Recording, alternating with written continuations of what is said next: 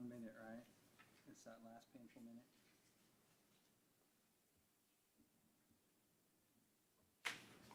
It's 5 o'clock somewhere. Yeah. Isn't there a song about that? Okay. I will call the City Council Beaumont meeting for the closed session. Call it to order at 5 o'clock. And do we have any public comments at this time? I have no written comments. Carrie, do we have anyone on the line? Oh, I'm sorry. Mr. Castaldo, sure.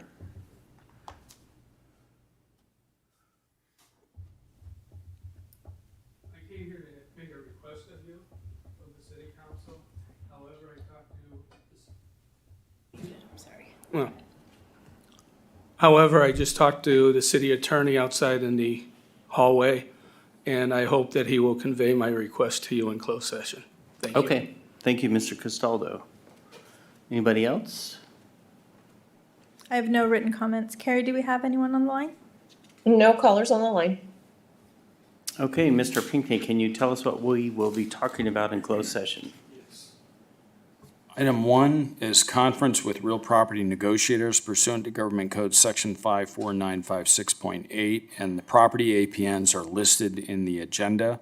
The agency negotiator is City Manager Elizabeth Gibbs. The negotiating parties are the City of Beaumont as seller and Fifth Street Development, LLC as a potential buyer. Under negotiation are price and terms. The second item is conference with legal counsel regarding existing litigation pursuant to Government Code Section 54956.9D1 in the matter of the appeal of membership determination of James J. Gregg and City of Beaumont OAH number 201-807-055.1.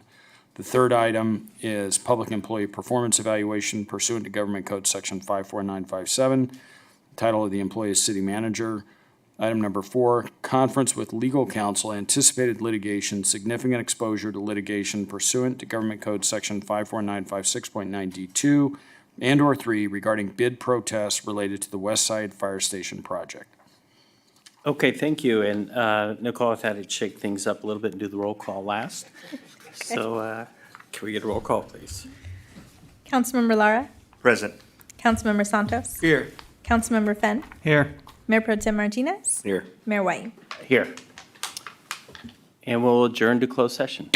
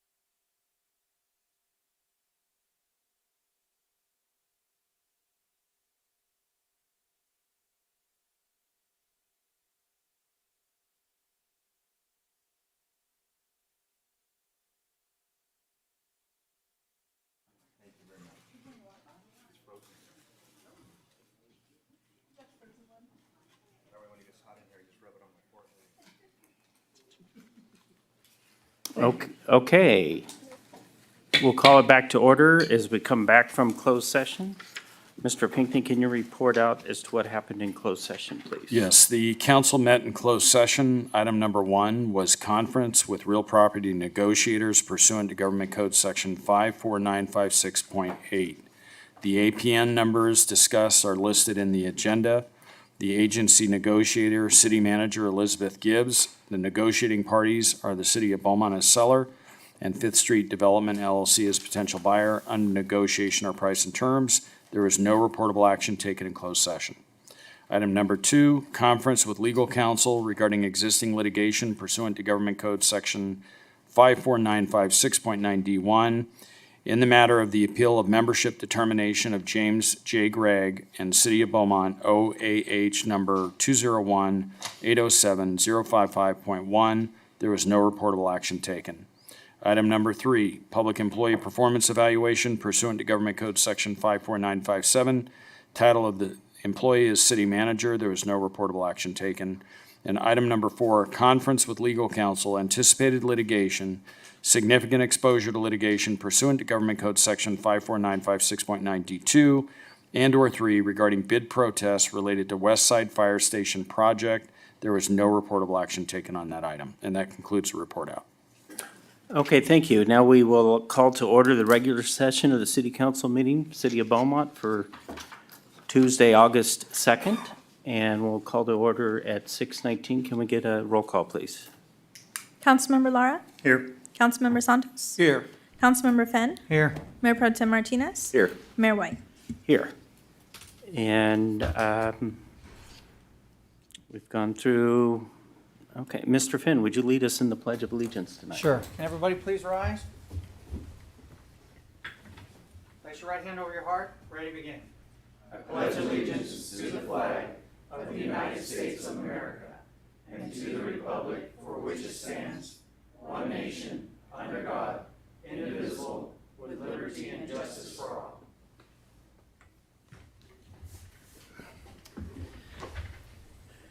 Adjustments to the agenda, unless there's any objections. I think most of our public comments are for item number 22.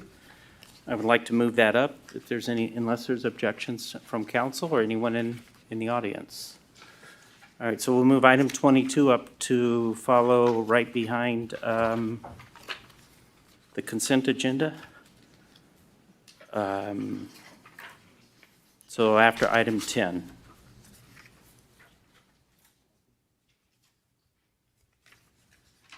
All right. Now we'll move on to announcements, recognition, proclamations, and correspondence. So I have a proclamation to make here. The proclamation is regarding Military Purple Heart Day. Whereas the City of Beaumont recognizes the Purple Heart Day as it is observed on August 7th of each year, and whereas the Purple Heart Medal is the oldest decoration in present use and was initially created as the badge of military merit by General George Washington in 1782, and whereas it is a time for Americans to pause, remember, and honor the brave men and women who were either wounded on the battlefield or paid the ultimate sacrifice with their lives. And whereas the City of Beaumont continues to show this recognition each year by reaffirming the Resolution 2018-41, which recognizes Purple Heart Medal recipients, and whereas the Civic Center has a designated parking stall specifically for Purple Heart Medal recipients, and whereas the appropriate special recognition is provided for veterans who are recipients of the Purple Heart and have been wounded in combat. And whereas this recognition is a small gesture of appreciation for those men and women in the armed forces, and now therefore be resolved that the City Council of the City of Beaumont hereby proclaims the recognition of Purple Heart Day 2022. Thank you. And the next recognition or proclamation is from the Cherry Festival Association presentation to the City Council.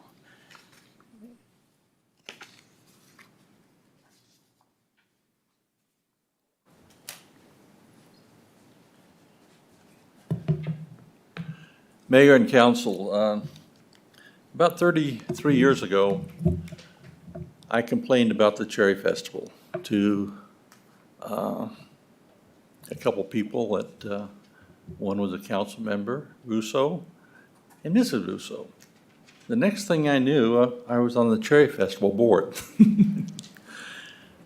Over these 33 years, we've had a great relationship with the city. They've helped us out. We put on a good show for them every year, and I'd like to thank the entire city, the council, the staff, Parks and Recreation, Sean at the police department, fire department. They really helped out to put on a great event. I'm stepping down this year. I'm relaxing and taking it easy for a while after 33 years, but it's going to go on. And I'd like to thank the council and everybody for all the support that they have given us over the years. This brings the city together. They enjoy it. I think all the Cherry Festival members, they enjoy putting it on. And we have a good time. And I hope it continues on. And I hope we still have the support always of the council, the police department, Parks and Recreation, and everybody. Thank you very much. And with that, I have a plaque for the city for their contribution, and thank you for the 102nd Cherry Festival. Should be the 104th, but we had a couple years of COVID. But over the years, it's been a great event. It brings the city together. It brings a lot of the old people, kids that went to school here together. They come back for the Cherry Festival each year, and it's a great event. And I hope to see it continue another 102 years. So, you have anything to say, Laura? No, you covered it. Okay.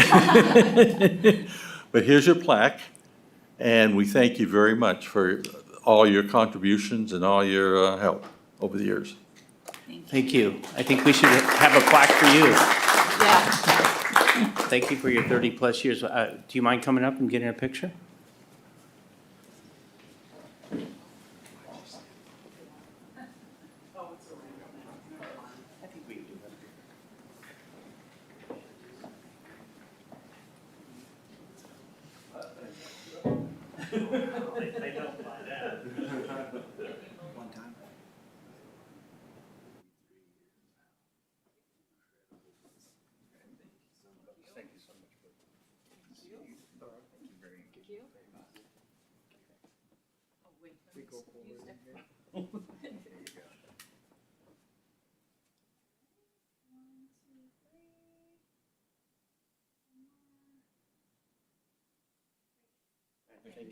Thank you very much for all the hard work. Thank you. Thank you so much.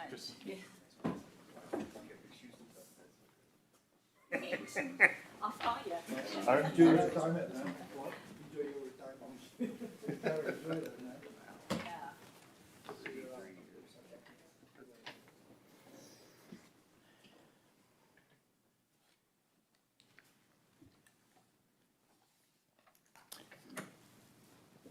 Okay, now we'll move to the public comment period. This is for items not on the agenda. Any one person may address the city council on any matter not on this agenda. There's a 3-minute time limit on public comments. There'll be no sharing or passing of time to another person. State law prohibits the city council from discussing or taking actions brought up by your comments. This meeting will be open to the public and conducted in a virtual format to be inclusive of all participation preferences. Public comment participation is encouraged by emailing any comments to the city's clerk office or by calling in using the phone number provided on the front of the agenda. Anyone in person wishing to speak can do so by filling out a form at the back of the room and handing it to a staff member. And do we have any public comments tonight? Yes, sir. Okay. I have Arthur Cabral. Yes, yeah. Go right ahead. All righty.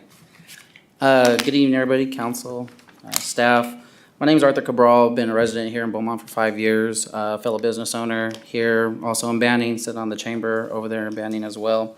I'm coming to you guys today to see if there's a possible fee waiver for families that are experiencing financial hardships due to illness. I live over here off of California Street, 986. It's a multifamily unit property, and I currently house my older sister and my niece, who's currently fighting cancer. And I don't know if this ties into item number 12 or not, but basically my sister hasn't been able to afford to pay for the trash since we've transitioned away from, or working with waste management. So I think what's happening is trash still comes, from what I understand. I got a notice for that address saying that they've been picking up the trash, and because she's accrued so much debt, there's been some type of, or going to be some type of lien or something to that effect. And I think maybe that's what item number 12 is.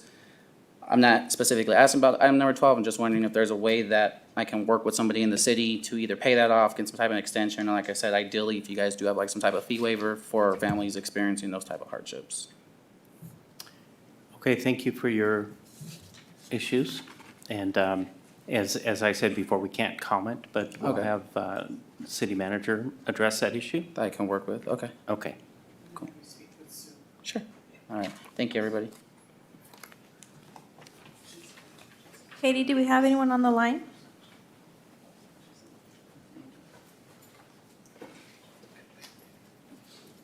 Katie, can you hear me? Do we have any public comments on the line? No callers on the line. No other speakers. Okay, thank you. We'll move on to the consent calendar. Items on the consent calendar are taken as one action item unless an item is pulled for further discussion here or at the end of action items. Approval of all ordinances and resolutions to be read by title only. Do we have any public comments on the consent calendar? I have no requests. Katie, do we have anyone on the line for consent calendar items? No, I have no callers on the line. Okay, so at this time, are there any items that the council would like to pull from the consent calendar or ask brief questions of staff on items on the calendar? Seeing none, I will take a motion. Mayor, I'll make a motion to approve items 1 through 10 on the consent calendar. I'll second. And can we have a roll call, please? Councilmember Lara? Yes. Councilmember Santos? Aye. Councilmember Fenn? Yes. Mayor Pro Tem Martinez? Yes. Mayor White? Yes.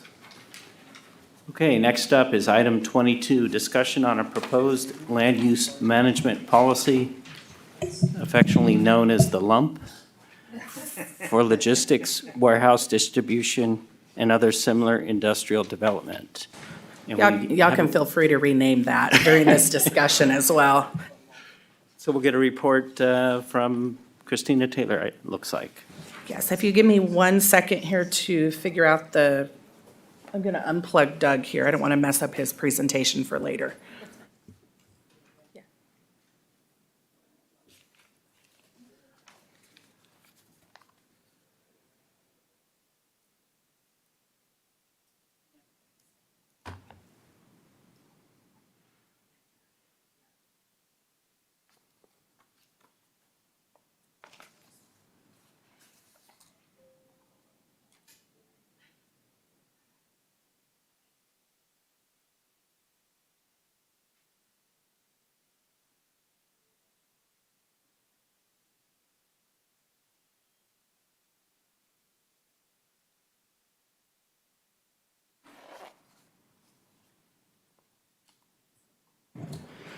Okay, thank you for your patience.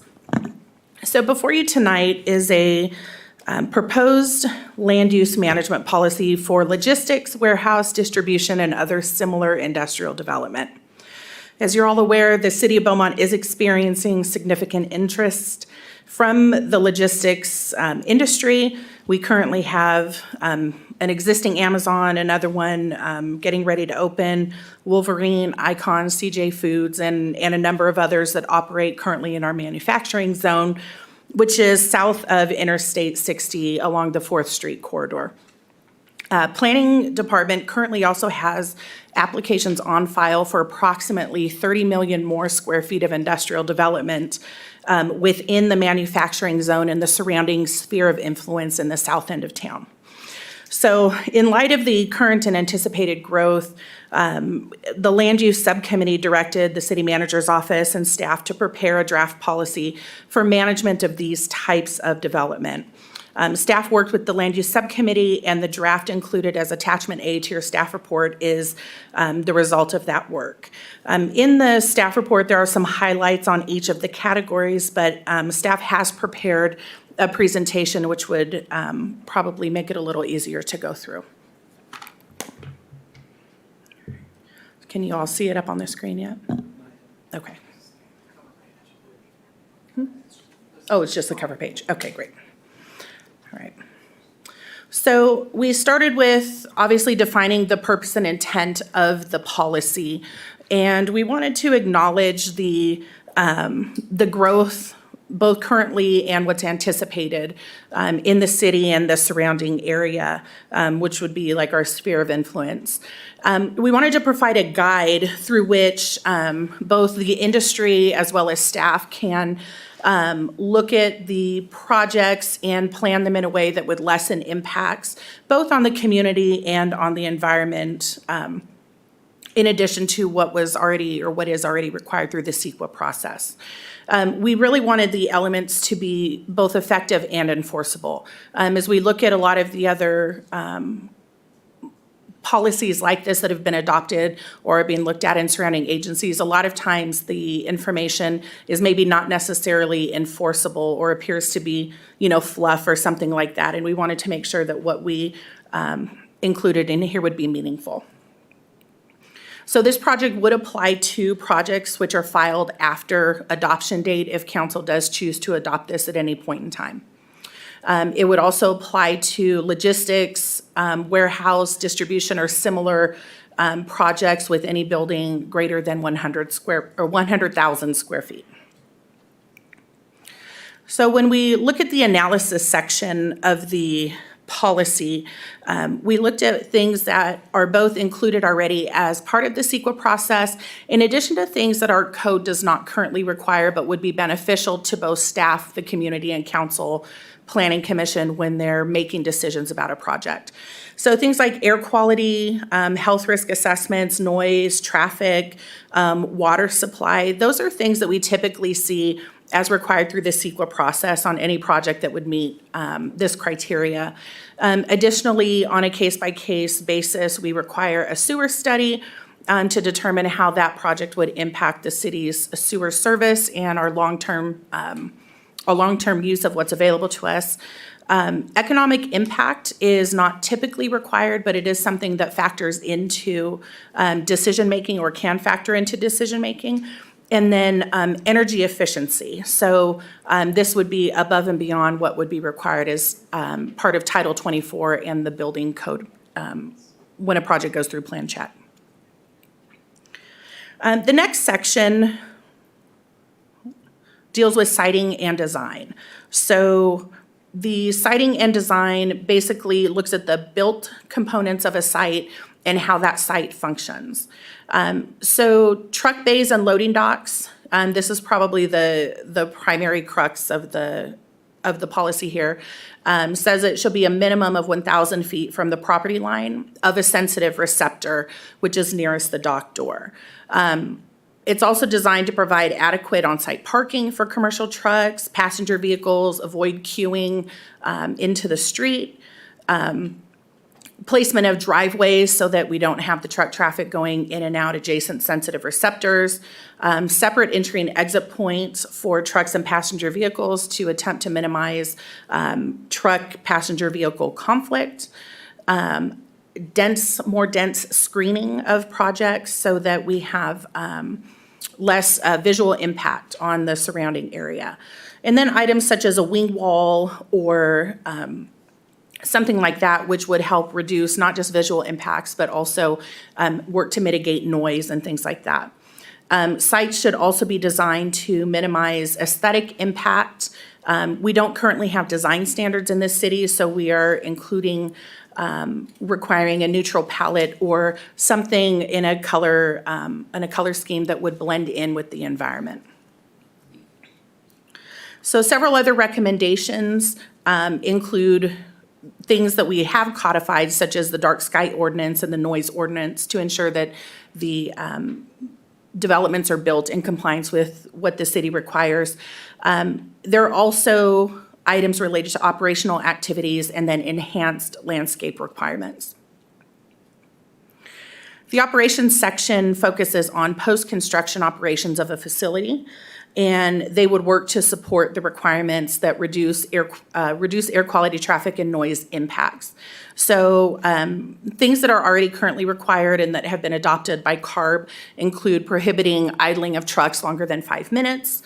Things that we don't currently have, which would be designated on-site truck maintenance areas, and prohibiting something like an externally announcing PA system, which might disrupt adjacent properties.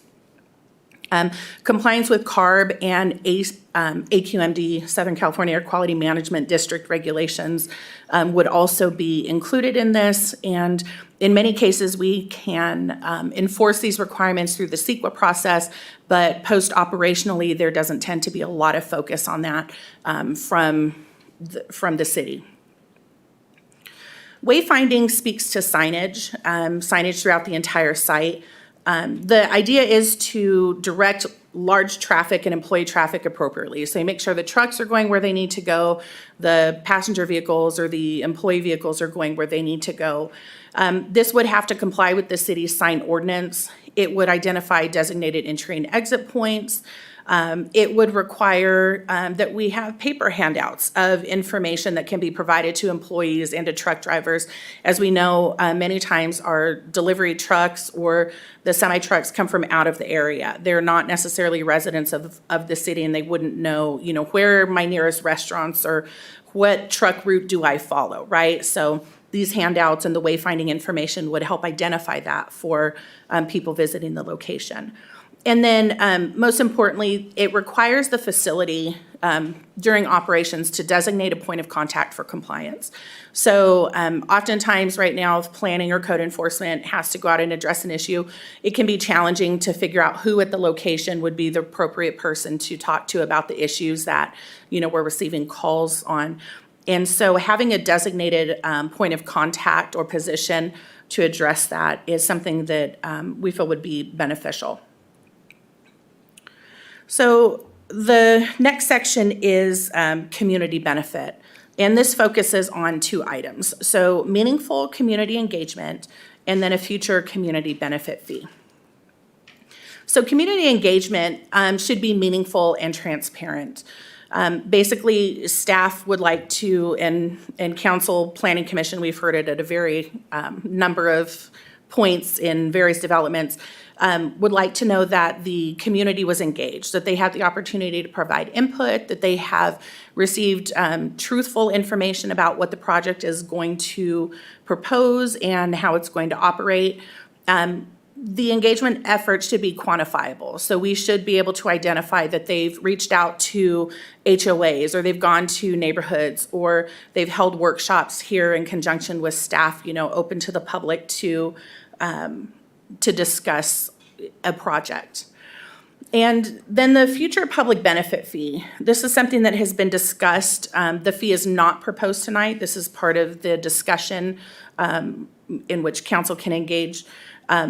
There are a number of ways that this can be set up, and the idea would be to have a public benefit fee or some sort of mitigation fee that would offset impacts that are generated by these types of uses that we're not already currently collecting impacts for. So this would be maybe related to air quality or other types of impacts that need to be offset, not just your typical traffic mitigation or things like that. So there are a number of ways that the fee programs can be set up. It could be mandatory or voluntary. If it does become a mandatory fee, it would have to comply with the government code and with AB 1600, meaning there would need to be a nexus study performed and the proper programs or improvements identified, and then the cost set accordingly. Depending on the structure of the fee, funds could be utilized to provide a number of community benefits, including offset of air quality, additional community greening, possibly other impacts that affect the air quality in the city, and pen grates up or, things like that could help be mitigated. And then I noticed that I think I skipped over one section here, which is the construction phase. Yeah, so during the construction phase, this really focuses on project equipment and being compliant with CARB regulations, making sure that construction equipment is sited away from any sensitive receptors, making sure that the streets are cleaned up, that they're not leaving debris out in the streets for people to run over and, pop tires or things like that. Making sure that we comply with AQMD requirements for dust control. Also, the idling, the 5-minute idle time comes into play here where CARB requires that these heavy engines don't idle for more than 5 minutes. This also provides for city representation to conduct on-site inspections to make sure that during the construction phase, we're complying with the policy requirements. So with that, staff has a recommendation in there. Council does have the option to adopt this policy as presented. However, discussion and direction would be much appreciated. And that concludes my presentation. Okay, thank you. Do we have any public comments on this item? Yes, sir. I have 2 written comments, 2 in person. Okay, let's read the written comments first, please. First comment is from Mary Daniel. She states, "My name is Mary Daniel, and I would like to commend you for the land use policy statement which you are discussing tonight. I feel that it can be an effective way to get some accountability from warehouse developers who swoop in, throw money around, and then move on to another area, leaving us with the consequences of the mega warehouse they left behind. Bad air, traffic snarls, noise, and health risks. I would like to point to several statements in the policy which I feel are especially significant for protecting the citizens of Beaumont from these consequences. Quote, this policy will aid in minimizing potential impacts to sensitive receptors by acknowledging the city's existing general plan and zoning, which provides location and standards for development of these types of projects, end quote. When the city council recognizes that the general plan is basically a constitution for the future planning decisions made by the city, then its citizens can feel confident that they will be protected from developers constructing inappropriate buildings in close proximity to their neighborhoods. Developers seem to think that they should be able to do anything they want with the land they own, regardless of location, zoning, or other restrictions. They simply expect to get an amendment to allow them to build what they think will give them the most bang for their buck. Another quote from the policy statement, the city recognizes operations of logistics, warehouses, and other similar types of projects in close proximity to sensitive land uses or sensitive receptors negatively affects quality of life, end quote. And that negative impact lasts forever. The health risks from diesel spewing trucks increase with a person's age, and the traffic congestion just gets worse. A final quote from the policy statement, meaningful and transparent community engagement will be required prior to an item moving through the public hearing process, end quote. It is always good to get citizens involved in decisions that will affect their quality of life. This was certainly not done by Summit Station developers who handed out slick brochures that never mentioned warehouses at all. I am pleased to see that meaningful and transparent community communication with a report detailing how citizens' concerns are to be addressed will be one of the criteria for future consideration of any warehouse project. Again, I commend this council for the land use policy statement. However, I do have one area of concern. It says in the staff report that the planning department already has applications on file for 30 million additional square feet of similar warehouse developments, not only in the manufacturing zone, but also in the surrounding sphere of influence. I would respectfully ask this council to look at those projects which are proposed in the sphere of influence with the same scrutiny and considerations as those within the city limits in order to protect all of the people who call Beaumont their hometown. Thank you.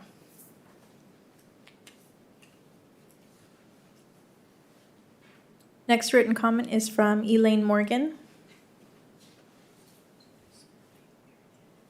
While I appreciate that there is a policy being drafted to minimize the negative impact to sensitive receptors, I feel that stronger language within the purpose section is needed to address the location of these logistics, warehouses, and other similar types of projects.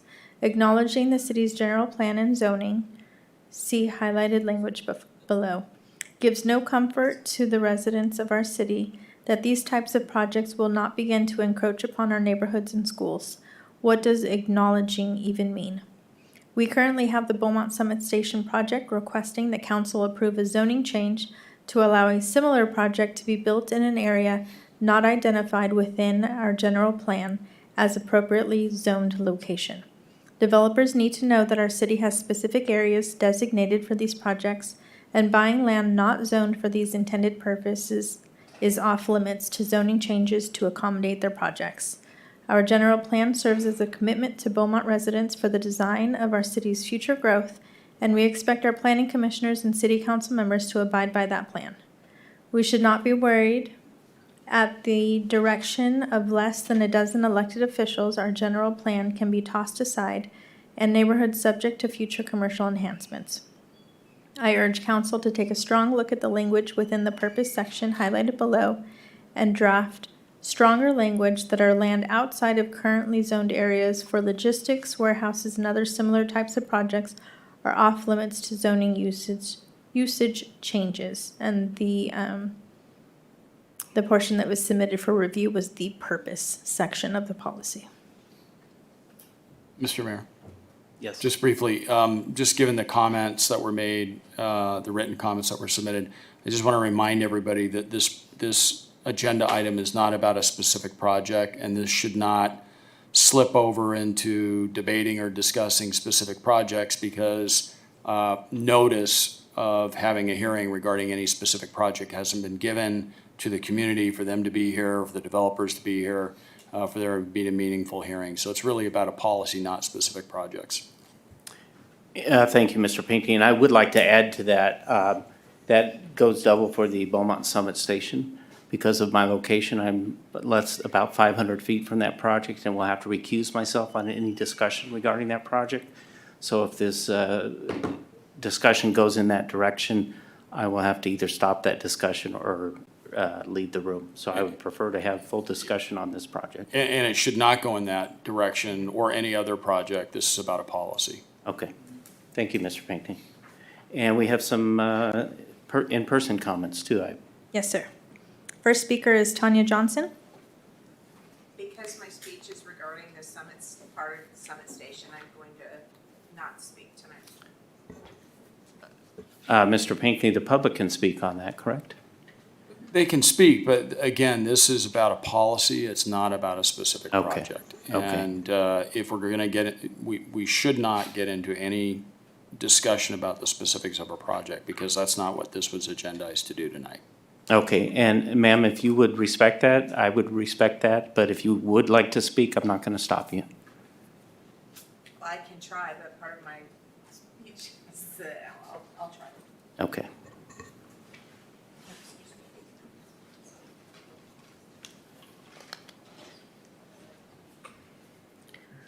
Okay.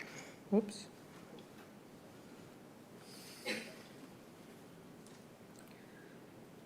Just left my computer, of course, my phone. Honorable City Council members and community members, I'm here tonight to present my thoughts on warehouses being built in our community. I've lived in the Pass area for all my life. I've watched community grow to my dismay, but I have even benefited from the growth as I currently live in Three Rings Ranch community and attempt to shop locally as whenever possible. However, I believe the new projects that are being planned in our area are trying to present to our community. I have read the posts on several of these warehouses, and I've even attended planning committee meetings.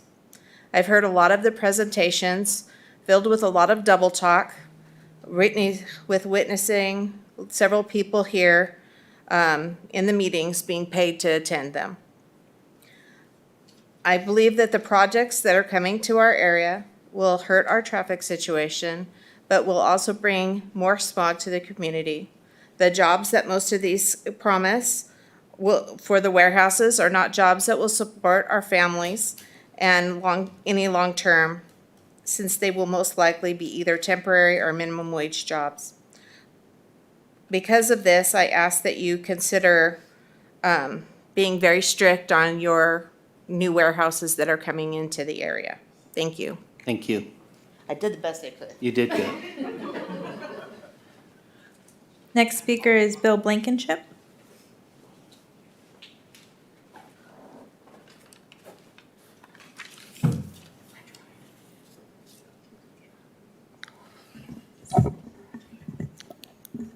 There, it's better. Good evening, Honorable Mayor, members of the City Council, and city staff. My name is Bill Blankenship. I'm representing NAIOP Inland Empire Chapter. NAIOP Inland Empire is the Logistics Association. We're the Commercial Industrial Association for the logistics industry.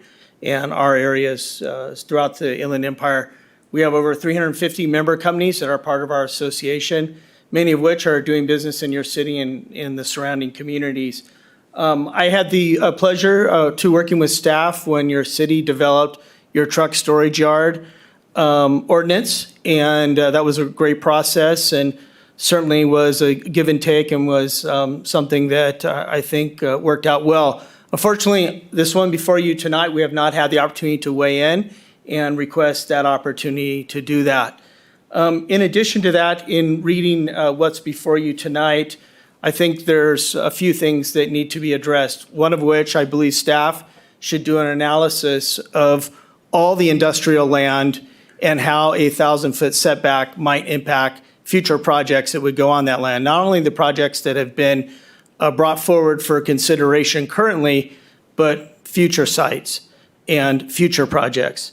In addition to that, I believe there should be a definition of what is a sensitive receptor. Recently, there was a bill in Sacramento that had a definition in that or listed a whole bunch of items that they called sensitive receptors. So I think we need to narrow that down. We need to focus on what is a sensitive receptor. In addition to that, throughout the Inland Empire, I've had the opportunity, I guess you can call it an opportunity, to work on at least 15 of these good neighbor policies throughout Riverside and San Bernardino County. Not one jurisdiction has adopted an ordinance with a 1,000-foot setback. And in fact, recently, the state attorney general worked with a neighboring city through a lawsuit and a settlement agreement and came to the conclusion that a 300-foot setback was adequate from his professional opinion. And in fact, he called the ordinance that was adopted by that city a model ordinance for other cities to follow. And many cities have looked at that ordinance and have used aspects, if not all of the aspects to that. And I think there's another thing that is important to point out is when you have a large setback, like 1,000 feet, there's another jurisdiction close by that has a 500-foot setback. Most jurisdictions have adopted 300-foot, 400-foot setbacks. What occurs in that area, in that setback area? What kind of development can occur there? And I think there's a great concern that blight will happen in those areas and things that I think the community would greatly dislike.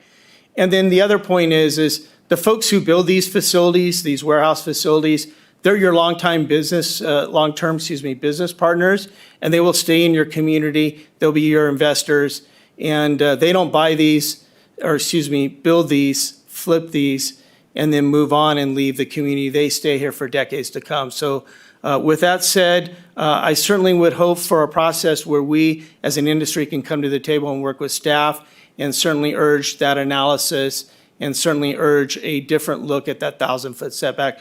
Thank you for the time. I'm available for questions and certainly available to work with your staff. Thank you. Thank you, Mr. Blankenship. And do we have any other comments? Katie, do we have any callers on the line? No callers on the line. There is a request to speak by City Clerk Millman. Okay. And is Mr. Melman, I want to clarify for the record, is he speaking as an individual, as a private citizen? Yes. Okay, Mr. Mailman, you have 3 minutes. Okay. Thank you, Mayor and Council. In general, I am very pleased with this proposal. I think it is very much needed. With respect to the comments earlier, there is a list of sensitive receptors in the draft, as far as I can tell. Number two, there is a proposal in the state assembly right now. In fact, I think it passed the assembly. It's in the state senate to put 1,000-foot barrier or 1,000-foot requirement in any warehouse that's being built, next to sensitive receptors. Also, there are some cities, including Redlands and other places, that have put complete moratoriums on warehouses at this point. I'm frankly glad we haven't gone that far yet, because I believe that warehouses in appropriate areas, like what we call our industrial area on Route 60, are valid. But I would like to see us add to this, in conjunction with the general plan, that any residential zoned area cannot be changed to allow the construction of a warehouse. I think that would strengthen this a lot. And one last question. The phrase economic impact was mentioned in the report. Does that economic impact include the property value of the homes of residents in the surrounding area? I don't need an answer right now, but I'd like to find that out. Thank you. Thank you, Mr. Mammon. We have any other speakers? No, sir. Okay. At this time, we'll go ahead and open this up to council discussion. Mr. Martinez and Mr. Finn, this is something that I tasked you folks with doing, and I want to, before we get started, just tell you that I'm impressed. I really like what you've accomplished here. I do think we can talk about some fine tuning and some of the issues that have come up tonight. But I know it wasn't an easy task, and I want to thank you both for accepting the challenge. And if either of you'd like to go ahead and speak first, I'd like to give you that opportunity. I want to give a shout out to staff too in helping us with that. It's certainly their expertise is beneficial. I don't really have a whole lot to add. I wanted to mainly, get the feedback from the rest of the council and what their thoughts were, and maybe, have a discussion from what their recommendations are. But just in clarification of the 1,000-foot setback, what my vision, and Julio can correct me if I'm wrong, that the 1,000 feet setback would be from the loading dock, the closest loading dock to a sensitive receptor, not the property line. And so when we send out notices to the public for proposed development and so forth, we follow state law on notices, and I believe that state law is only 300 feet. And so the state feels that 300 feet from the property line is sufficient notice. But by the time you set where you're going to have a setback from the property line where the warehouse building is, and then you're going to have a few more feet back in where any docks are going to be and so forth. So I just wanted to just throw that out there so the public could better understand what our vision of the 1,000 requirement was in there. And I figured that might help with our discussion. So that's what I have for now. Thank you, Mr. Finn. Mr. Martinez. Yeah, thank you, Mayor. So basically, our goal was to look at the good neighbor policy by the county, use that as a template, but tailor to the needs of the city. We have a unique opportunity to look at to see what our city wants and to look at surrounding policies as well, but also to use this opportunity to really look and say, okay, well, what do we really want as a city? And it might be a little bit more strict than some other cities, that's true, but is that what we want?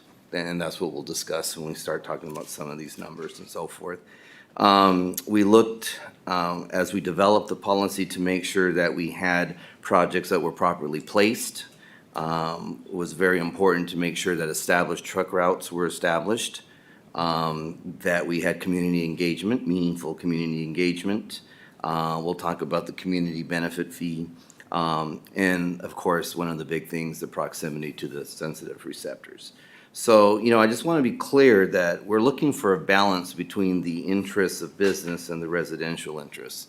We want to promote commerce, but we also want to safeguard our residents by protecting health and well-being and quality of life. So that's what the whole idea is. How can we make smart balance, and how can we go future with progress, but also making sure that we always look at the community's health and well-being as number one. So I'm looking forward to our discussion on some of the details, but that was kind of the way that I looked when I went into the committee. And thank you for appointing me. It's been very eye-opening, and it continues to be. It's the gift that keeps on giving, I'll tell you that. Well, thank you. I didn't know 6 months if you'd feel this way at this point, but I appreciate that. Okay, and Mr. Lara. Thank you, Mayor. I appreciate that. I just want to echo some of the comments, sentiment that the mayor had indicated. I thought you guys did a great job. I'm really happy with the document. And I appreciate Mr. Blankenship's offer for assistance in looking at that. And so I looked at I'll just kind of go through it. I've got a few questions, so if you want to stop me and tell me to.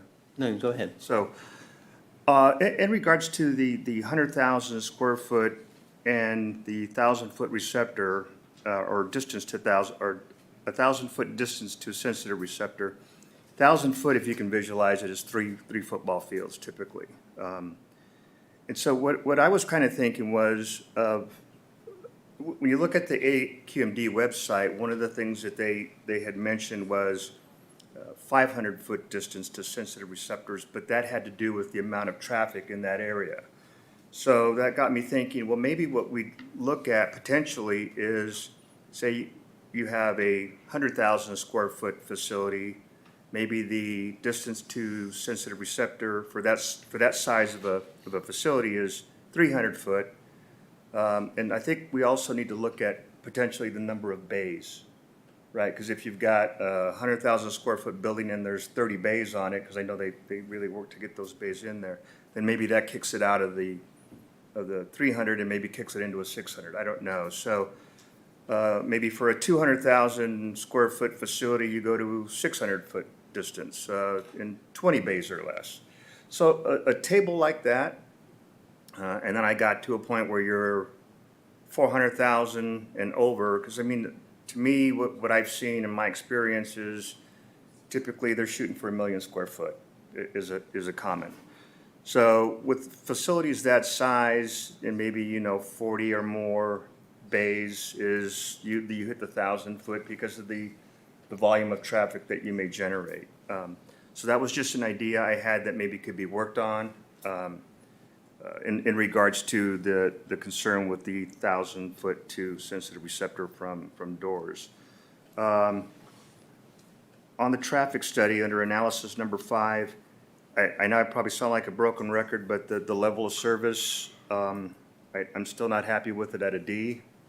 And the reason for that is because usually we're behind the curve.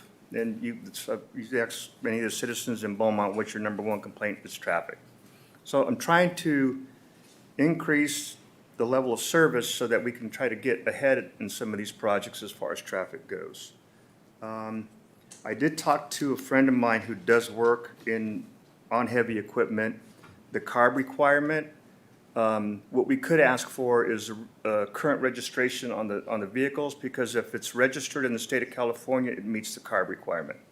Just a thought. Then you have the idling of trucks 5 minutes or longer. I'm assuming that that's going to be complaint driven, probably be a code enforcement type of an activity, but a great idea.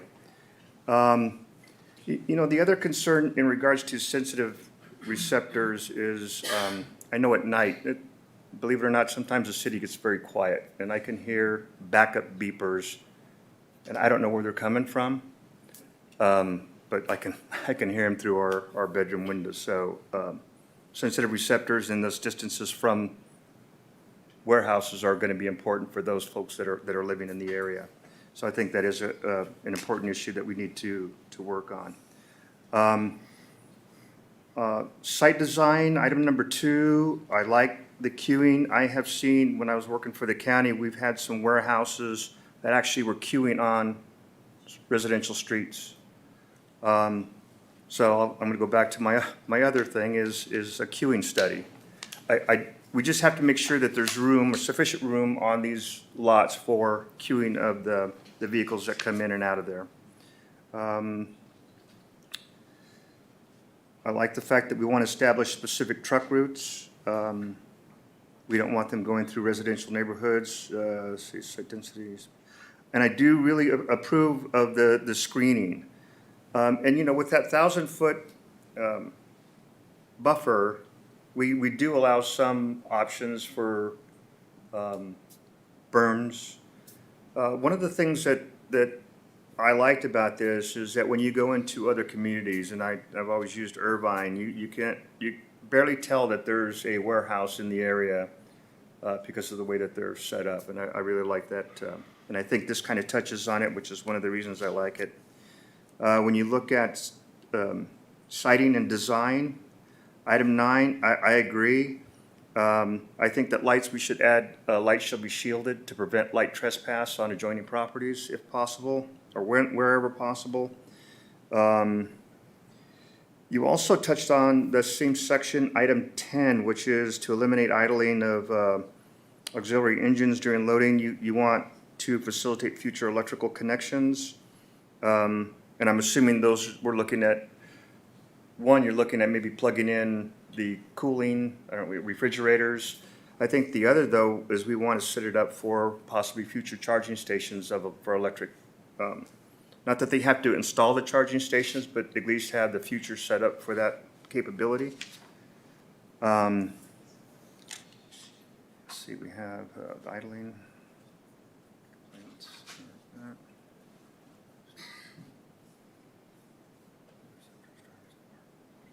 So under operation, the enforcement of where they do maintenance on their vehicles, I thought that was really good. But we may also want to add that they need to make sure that they maintain their water quality requirements. Item number 6 in that same section of operation, a minimum of 5% is required by Cal Green Code. In the parking lot for charging, that'll be identified on the final exhibit that would go forward before, right? Okay. Operational. Under operation, the other thing that I thought may be good to include is sometimes you'll have manufacturing where they want to install equipment outside of the building. And so maybe we have something to the effect that either outdoor equipment is prohibited or any equipment located outside the main facility must be enclosed, or something to that effect. You talked briefly about on the wayfinding, which is a new term for me. But on the truck routes, I think having them electronically available also would be good, as well as paper. That way, when you have maybe you have trucks that are coming into our city, the business owner can take the advantage of that, email out a truck route before they get in. Was just a thought.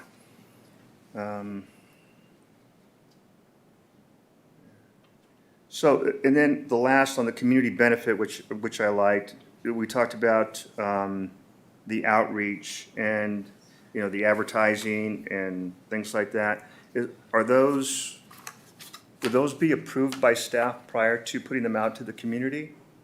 Is that what your vision is, or is that something that we can or can't do?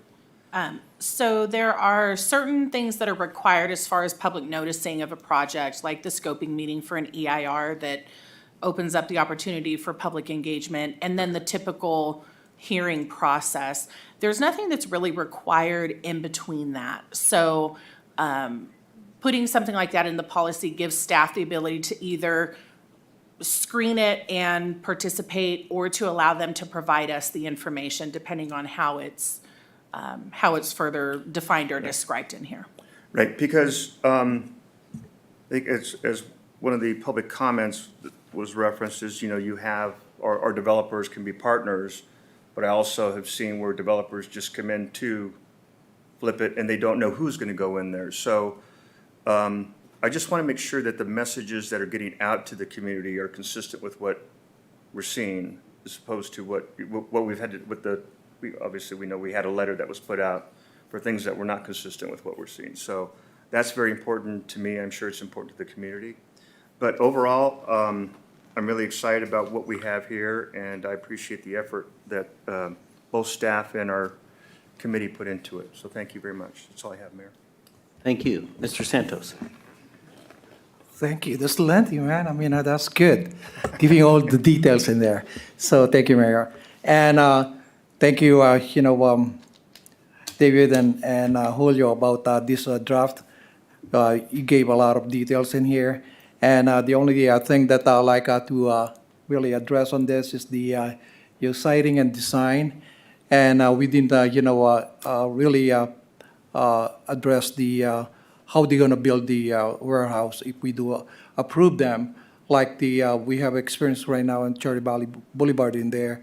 That's specific. I mean, sorry about that. I mean, I like to see a depress. I mean, he mentioned about the Irvine. I was in Irvine, this only yesterday, actually this morning. So I travel on that Orange County a lot. I mean, I've seen the way they design. The only thing on Irvine, they're privately owned before, and met those guys. So the way they design it, they have they do the infrastructure first, the roads and everything before you could put the warehouse in there. So I like to see that the same approach that the infrastructure has to be there, and if there will be some residentials in there. Now they're building a lot of condominiums and everything in there because that's by design. It's not what's going on arena and everything in there. I like to see the same approach on that. Especially I would address again the depressed warehouse that we have in there. And I like the last section that you express, Christina, about the color coordination. And we have to, express our own goals and our own taste. We don't want all brown in there, it's all white in there, and we have to put our own design on that. I think our city really will appreciate that, the taste and everything, and of course, be transparent. And we have to be transparent. Since I joined this council, we were transparent. And I don't want to, put that on the back burner, because of there's a lot of warehouses coming in, and I don't like that. I mean, again, I like congratulations for you guys, put this all together and everything. And I think the community will benefit on this, and we have to work together with the people we have in here and work together on this. Thank you. Thank you, guys. Thank you, Mayor. Mr. Santos. Okay, so when we talked about establishing this subcommittee or ad hoc committee, we had an empty room at that time. And I want to remind why I thought it was a good approach to take. I think what people fail to realize is, or don't even know, is that houses are a drain on a city's revenue and services. And we have gotten ourselves we have had a plan that was put in place long before any of us were on council, and in a way that none of us can make any, we tried early on to find ways to limit that, to slow it down, and we can't. We can't without facing major lawsuits. So we're now in a position where we have lots and lots of houses, and we don't have the infrastructure. And when I asked people in Beaumont, I said, do we need more houses? Their response is, no, we don't. Then I asked them, well, what do you think of the infrastructure? Our roads are interchanges, and their responses, they're horrible. And so my question to them is then, how do we pay for that? How do we improve the infrastructure, or do we just continue to go on and continue to build more houses? We're in a more difficult situation now because our neighbors are where we were 15, 20 years ago, and they are starting to build the homes. And even though ours are slowing down, actually they're not, but even though it seems like it's slowing down in Beaumont, it's really picking up in our neighboring community. So that is one thought I was looking at when I suggested that we go in this direction. The other thought is that, again, we need to look at other communities. If we take an approach that no way, no how are we going to allow warehouses and logistic industry to come into Beaumont, you just look at Moreno Valley. Moreno Valley is where we were, we are where Moreno Valley was 15, 20 years ago, which is they had too many homes and they did not have the revenue to pay for the services for the homes. So someone comes and offers them a great deal, and the deal is 40 million square feet of warehouses, and the community said no way, no how, and eventually the cost to get on a city council in Beaumont in Moreno Valley went through the roof. And they eventually got what they needed and what they wanted as far as the development out there. So we can do all that we can. We can put together this policy, and we can make it as strict as we want, but it can be changed after an election with a changeover of the city council. So my thought was, let's put together something that we can support and that we can be proud of, and make it difficult for future electeds to come in and say, we have a different approach. We want to go, and we're not concerned about what the impact is on the rest of our community. I think this is like I said, I think it's a great document. I think it's a great start. I think it's interesting that the only concern that we really got from the industry is the 1,000-foot setback, and a lot of other good things in here that no one seems to have any real concerns about. But I would like to discuss our relationship with the industry. Before Mr. Blankenship brought up the action that we took on the truck storage yard, and we did have a good communication with the industry at that point, and I think we got a lot of good feedback. And in the end, we came together on an agreement that I think made a lot of sense. Before that, I think some of us who've been here long enough will remember that every time we tried to do something like this, we would get whatever industry it was that was impacted in here and accusing us of ignoring them and going our own way and doing our own thing.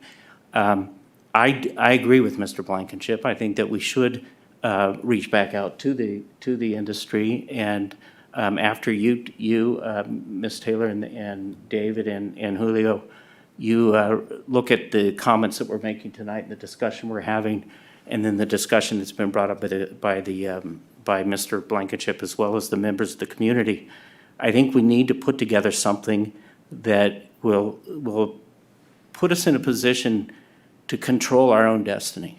I think the problem is that this area, the 10 freeway, coming through the pass, is one of the highest areas of demand for logistics in the country. And it's not something that's going to go away. And just us saying no more, no how, it's not going to have the impact that we all hope that it would. I do want to speak to the encouragement of the outreach, and I think that's important. But I also know for many folks who are trying to come here to do business with us, and let's not forget that our sales tax revenue went from 8 million to 22 million almost overnight. And that was a result of logistics. That was a result of Amazon Fulfillment Center. Not every warehouse, not every industry project is going to be an Amazon Fulfillment Center. And by the way, I don't know that explicitly that was exactly where all that money came from, but I think you can put two and two together. I just want to cover our liability issues on where our sales tax is coming from. So, I look at the direction we're going in, and I'd hate to come back 5-10 years from now and see us Moreno Valley 2, an area where we have too many houses. We did everything we could to stop any kind of reasonable direction of development of industry, and we are now facing something that we can't stop. So that was the reason. So let me go through some of the specific issues that I had. First of all, Mr. Blankenship, the sensitive receptors are detailed. I think it's pretty detailed. It's residences, schools, parks, playgrounds, community centers, assisted living, daycare centers, nursing homes, hospitals, and similar uses. And I think that's something that we could get a little more deeper into and address that. In regards to 1,500, what other cities are doing, what the state assembly has done, and Ms. Taylor, one of the comments, I think it was from Mr. Melman, was that there was still legislation in the Sacramento addressing the 1,000. My understanding is that was killed in committee, correct? Correct. Okay. So there is no direction on the 1,000. Okay. So I've recently I had a discussion with about the 1,000, and the issues came up about the Attorney General, and I think Mr. Blankenship raised this also, the State Attorney General holding up Fontana, I think it was, as a model plan for other cities to follow. One of the problems that we've all talked about up here is that the state legislature always creates these one-size-fits-all, and they don't fit all, and Beaumont is different. And I'm really not concerned about our setting a precedent that other cities may feel like they have to follow. I'm also not concerned about us having to follow precedents that other cities have set. And I really could care less about what the state legislature says or doesn't say about what we want to do in here in Beaumont. So again, I think this is the right approach to go. I know there was a concern about, again, the 1,000-foot setback. I don't think I've seen it, and I'd like to know if you've seen an approach with that where that was flexible based on taking other actions. And I think that, I don't know where you guys came up with that, but I thought that was a very good approach. But also, I would like to know, because in my mind, just sitting down and thinking about all the logistics that we have in the area, I'd like to know, do we have existing operating logistics that are in violation of the 1,000? In other words, are there sensitive receptors near Icon or Wolverine or Amazon? Some of those. I don't know if you know that off the top of your head, but. So off the top of my head, which actually under someone else's comment made a note to go back and pull some of the site plans that we have down in that area. The historic barrio district is down there, and there is a small neighborhood of residential that may be within 1,000 feet of some of the existing industrial. I'd have to use the GIS to actually measure it off, and I can do that. But I think there could be a few that might fall into that category. And how about the $30 million that's coming in? As far as you know at this point, are we in danger of being within 1,000 of sensitive receptors? So for without speaking to specific projects, Sure, just in yes. general. So for the ones in the south end of town, in the manufacturing zone where theoretically they would be considered a permitted use, there may be a few, and again, we'd have to go back and look at what we have filed. The bulk of that is actually in the sphere that would at some point, if they make it through the process, be looking to annex into the city. And I would say for the most part, those are clear of that. There's one on the east side of 79 that's sort of, sorry, not project specific, that has been poking around, and that one I think would be within 1,000 feet. But again, we haven't GIS'd off any of the specifics on that. Okay, and I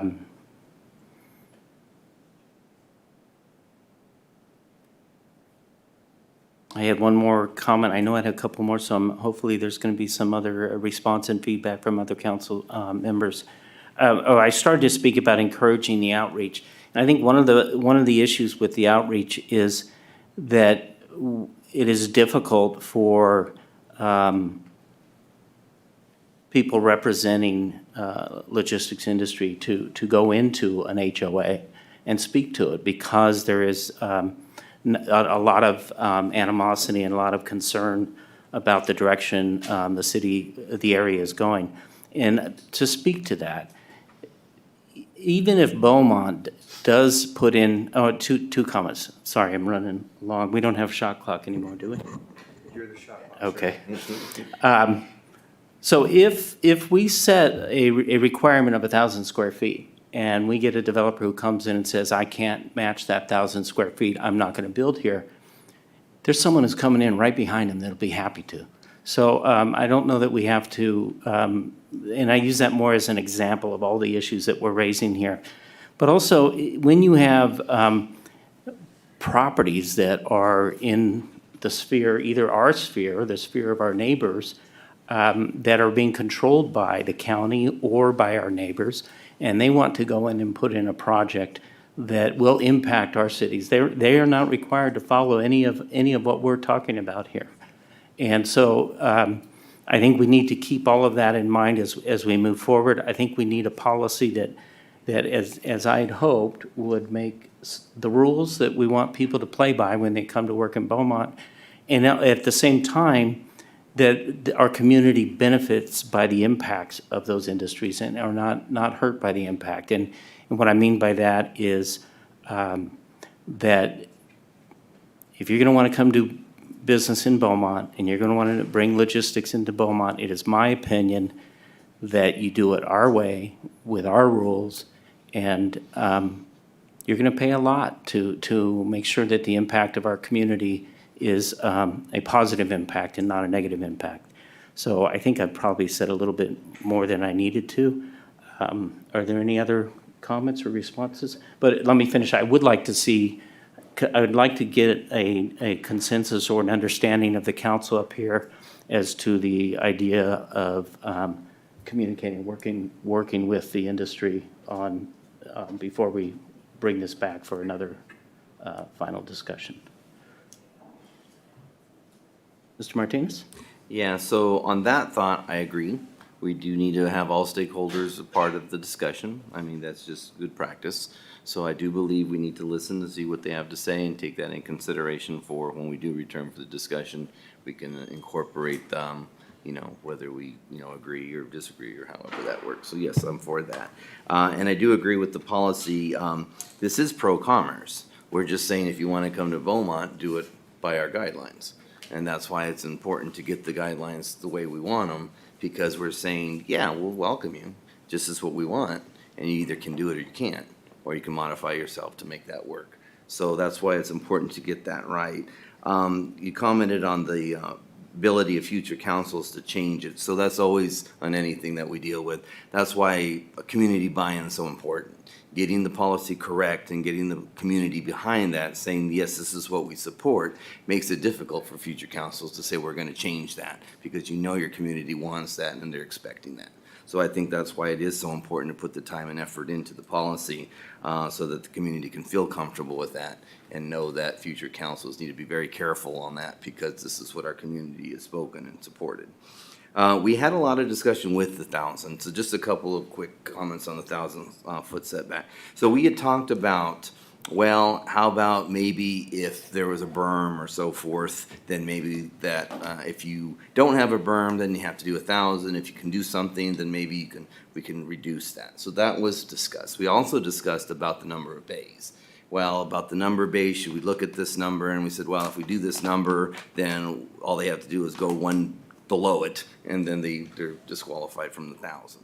So what we really didn't talk about is this type of a sliding scale, which is not a bad idea. We can talk more about that. That might be a compromise to that. But I need to be careful because, again, we're looking for what we want and what we think we need. And, I want to be careful not to compromise those principles. Right. All right, but compromise, though, is important so that we make sure that we do have this balanced approach.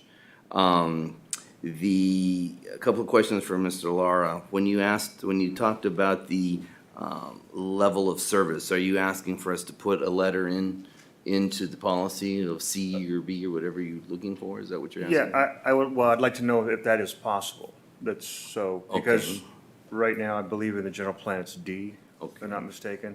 Yeah, So, I The didn't general know, plan is D, but it provides some latitude to require, it's D or better. right, So, yeah, so I would be looking for like a, I don't know, we can figure that out, C or B, but, Okay, and when you talked about the equipment enclosure, in the operations number 3, remind me exactly what you're looking for on that. so let's just say you have a large cabinet shop or something to that effect where that has a large saw that may be located outside, which produce a certain level of noise. So I would be looking for that to be enclosed so that we can reduce the noise, and obviously we have a noise ordinance that needs to be met as well. The other thing too is that I've seen some large manufacturing or large warehouses that have a lot of equipment outside, and it starts out looking poorly before it even gets off the ground. I see So, what you're, okay. Okay, all right, that's all I have. Thank you, Mayor. You're welcome.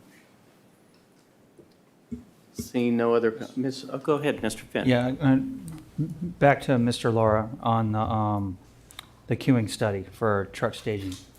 And maybe staff at the same time. Is that something that is generally done that we could look at? Is there anything specific to add? What I don't know is what would needed to be done for that. You know, I would imagine then if any study that's needed, we would expect a developer to hire a consultant to do that, and then staff would review that and so forth, same with traffic studies and so forth, correct? yeah, so currently we don't require a queuing study. I understand what Councilmember Laura is looking for, basically wanting to make sure that we have ample ability for trucks, ample stacking for trucks and vehicles to enter and exit the property without causing an access issue. So we don't want trucks backing up onto the street. We don't want to have a long line of vehicles waiting, idling while they're waiting to get in on the site, whether it's through a screening process or security gate or something like that. So right now, some of that information is provided through traffic studies, and we look at what they anticipate their trips per day would be, what their operation times are, how that works, and then look to make sure that we have a path when they come onto the site, that it's designed appropriately, that as many trucks as possible can be on the site off the public right-of-way, and not lingering out there causing other traffic impacts. So similar to, when we look at a drive-through or something like that, we want to make sure that there's ample lane or stacking available. So I understand what he's asking for. We don't require that now. In some cases, we've asked for it if we think there's going to be an issue, and then it becomes part of the project review process. So the applicant would then have to have the document prepared by their consultant, submit it to staff. Staff then reviews it, both planning and public works, to make sure that it's adequate or provide any comments if we think it's deficient, and then utilize that for the project review process. Okay. And a comment about, or something else that I'd like to look at is where would potential employees come from, and where would those, so if a traffic study is done, do they factor in where they may be coming from? So a comment, either I read earlier, it was said tonight, I can't remember which, but then a lot of the traffic coming from warehouses locally are coming up from the Highway 79 from Hemet and San Jacinto. Certainly fine for them to come work up here, and we appreciate that. But where are those traffic problems being generated from that warehouse? From the employee part of it, everybody seems to look at just the truck traffic and so forth, that they account for that at the same time. And then last comment, I think Mayor White mentioned it, is in reference to, and if I understand this correctly, tying this to our general plan, that if, and then what would supersede, that if we put this policy in, does our general plan in terms of zoning override it? It would certainly override this, correct?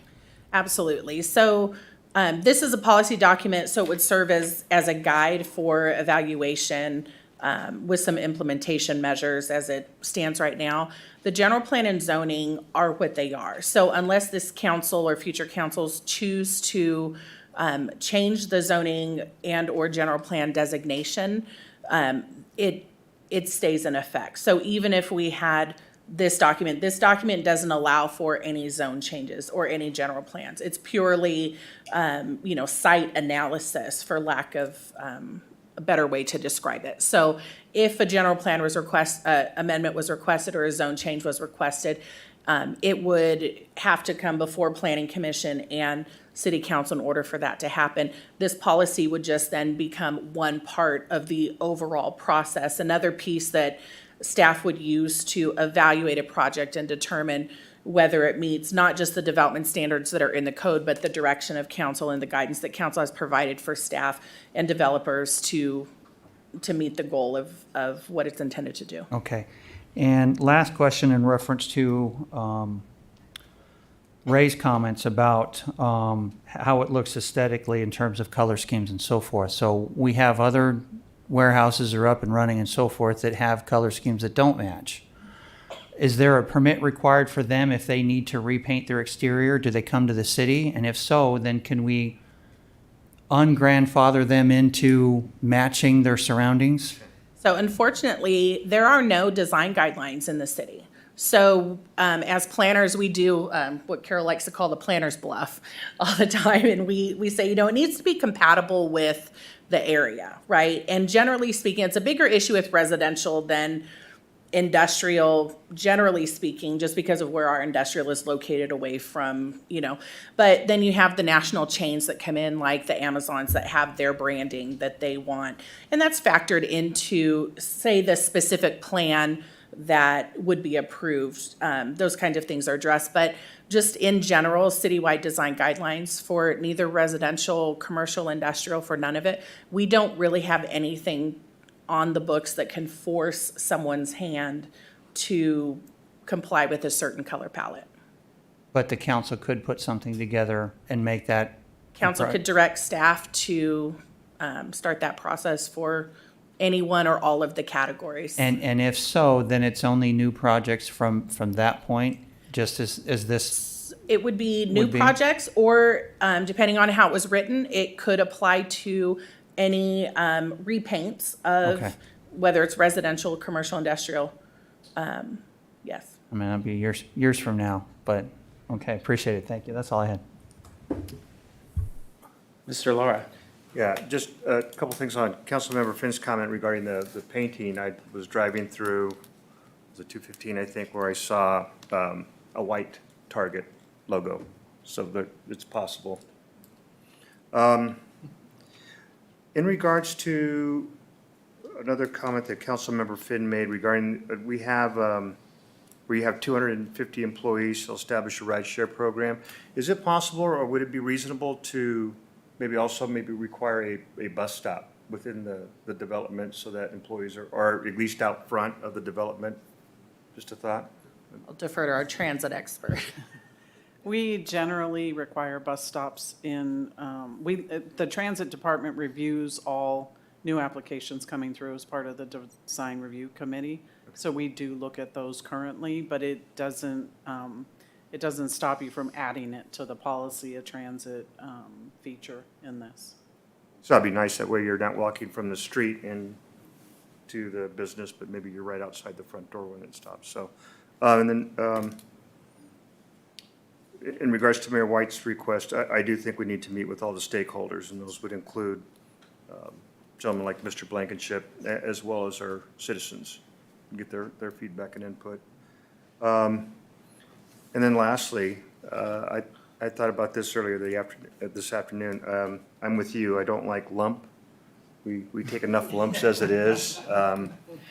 So I had thought about possibly, to go along with our city elevated design guidelines for commercial and industrial projects. Because we're kind of going up one, right? Level up, raise the bar, so to speak. That's all I have, Mayor, so far. Okay. Mr. Santos? Just a quick informations on the 5 minutes idling and everything. I think it's coming, I know it's coming out on the individual cars and everything. And, the cars will be equipped with the 1 minute or 30 seconds idling, it will die down. And seems like the engine died. And the reason is just I have a new car, and majority of the industry is going in that direction, especially in California and United States. And they're looking at also on the big trucks. Instead of idling, 5 minutes or something, they could get 3 minutes idling while they're parked and everything. So there will be they will mandate that hopefully by early next year on that. Just a piece of information for that idling. Thank you. Okay, and I'll wrap it up with a few quick thoughts. First of all, on Saturday, I'm driving over on Beaumont Avenue, driving up over the freeway right at the greatest interchange in Beaumont, which is the Del Taco interchange. And I see a truck that's going to the Amazon warehouse coming off the off-ramp and making a U-turn onto Louis Estrada. I've never seen that before. And as he did, the side of the truck was rubbing against our signal post, and it was shaking like you wouldn't believe. And then eventually, after he got through, it was still shaking. And if you go and look at it now, it's got about this much area of metal missing. So I think that it's important that we have these truck routes, but I also think it's important that we put some teeth into this as far as, I believe the fines are 10,000, a violation of not going through a truck, through a truck route. So I would like to see something like that come back here. One question, again, I believe that Mr. Melman brought this up, and I've heard this before. I mean, yes, we've all promoted and we all believe that our general plan is a promise to our community. But the idea of putting in language that would not allow zone changes at any time ever going forward, I mean, that would just create, I think, a lot of headaches. And if you could speak to that, do you know of anyone who's done that? I think by law, you can't change it more than 3 times a year or something like that? For a general plan update, we're allowed 4 updates per year. So essentially, that's 1 a quarter if you broke it down evenly. I would not advise, nor have I ever heard of anyone precluding zone changes or amendments at all. Okay. So, again, this is, a general plan and zoning both are guides, like you said, and there are what we believe to be the appropriate course of development for the city. But it is a living, breathing, working document, essentially, that if some change occurs or direction changes or some economic issue or, whatever, we don't want to have our own hands tied and not be able to address any particular issue or reason why we might need to make a change. Okay. And one last comment, and Mr. Blankenship, this is in response to, I think, a conversation you and I had earlier, and that is that I think we need to look at the 1,000 foot. I think we need to determine why we came up with the 1,000 foot. Is there science behind it? Is it not just because the legislature was going to go with the 1,000 foot? So I hope you'll bring that kind of information to the discussion when you meet with David and Julio. And if there's no other comments, I think we're ready to move on. Can I ask for one point of clarification, Sure. though, for staff? So the last section of the community benefit was related to a potential fee. Would you like staff to continue investigating and bring back information on what the options are and what that would look like? I'm glad you brought that up because I did have a note to ask you about that. What are the steps and the timing? I know that the county did their nexus because of the World Logistics Center. Can we just piggyback on that? Is it better that we do our own? Yeah, so we would need to do our own. I read through the study that was done for RCTC as part of the World Logistics, and they identified very specific interchanges or intersections that needed to be improved. There's a dollar amount associated with those, and the fee was calculated based on, the square footage versus the cost, and there you go. So we would need to do our own. I've done some preliminary investigation enough to include what was included in the policy, meaning there are some jurisdictions throughout California that are looking at different ways to address this issue and try and figure out, is it best to do a true nexus study that complies with the government code regulations and AB 1600, and the formal nexus study where we identify very specific things that we need to be addressed and identify the cost, and then look at what that price per square foot would be, or that fee per square foot would be. Some other areas are looking at doing more of, we'll call it a volunteer program, for lack of a better word, and that gives their jurisdiction a little bit broader of an ability to use the funds throughout the city, as opposed to just on targeted specific items that are identified in a nexus study. So like I said, I've done some preliminary investigation. I've got some different jurisdictions that are going to provide back information to us that we can present once we go through it and figure out how we think it would work best for us. So I just want to make sure I have direction to continue that process. So when you speak to volunteer, that's also negotiations, right? I mean, the city could negotiate with a prospective developer and say, we have more impacts than you're mitigating, and we want you to mitigate more impacts. Correct. Okay. Oh, by the way, don't ever tell anyone that you bluff, okay? Well, now everybody on YouTube knows. Exactly. All right, so with that, we'll go ahead and move on. Move on to item number 11. Public hearing to consider the placement of delinquent sewer service charges on the property tax roll. And a staff report from Carrie Mendoza.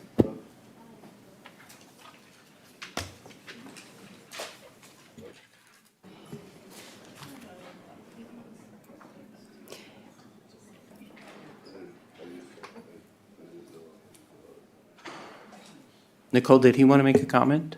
Yes. Sir, you've got 3 minutes if you'd like to make a comment. I realize what we're talking about. My name's Sean Ramey. I live in Four Seasons. And I realize what you're looking for is additional income. But before you get too deep into this, the city needs to have a detailed infrastructure plan on board on how to handle this. Right now, Beaumont Boulevard is a mess. At 4 or 5 o'clock, it's an accident waiting to happen getting off the freeway. All we need is an 18-wheeler guy to fall asleep, and he's going to take out about 15 cars. Highland Springs is a mess. How are you going to be able to expand this? Pennsylvania Avenue is a disaster. And you talk about Moreno Valley.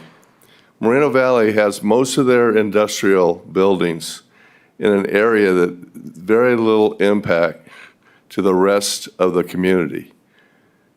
What kind of a plan are we going to have for that? Banning is talking about 200 acres, trying to get through 200 acres of industrial buildings, plus the 47 acres across some Sun Lakes. And you're going to surround this area with industrial buildings, and we have, from a traffic standpoint, a total disaster gridlock.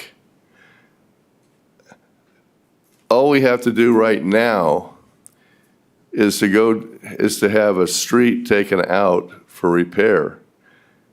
And it can take you 45 minutes to get from Four Seasons to the freeway. There's no place else to go.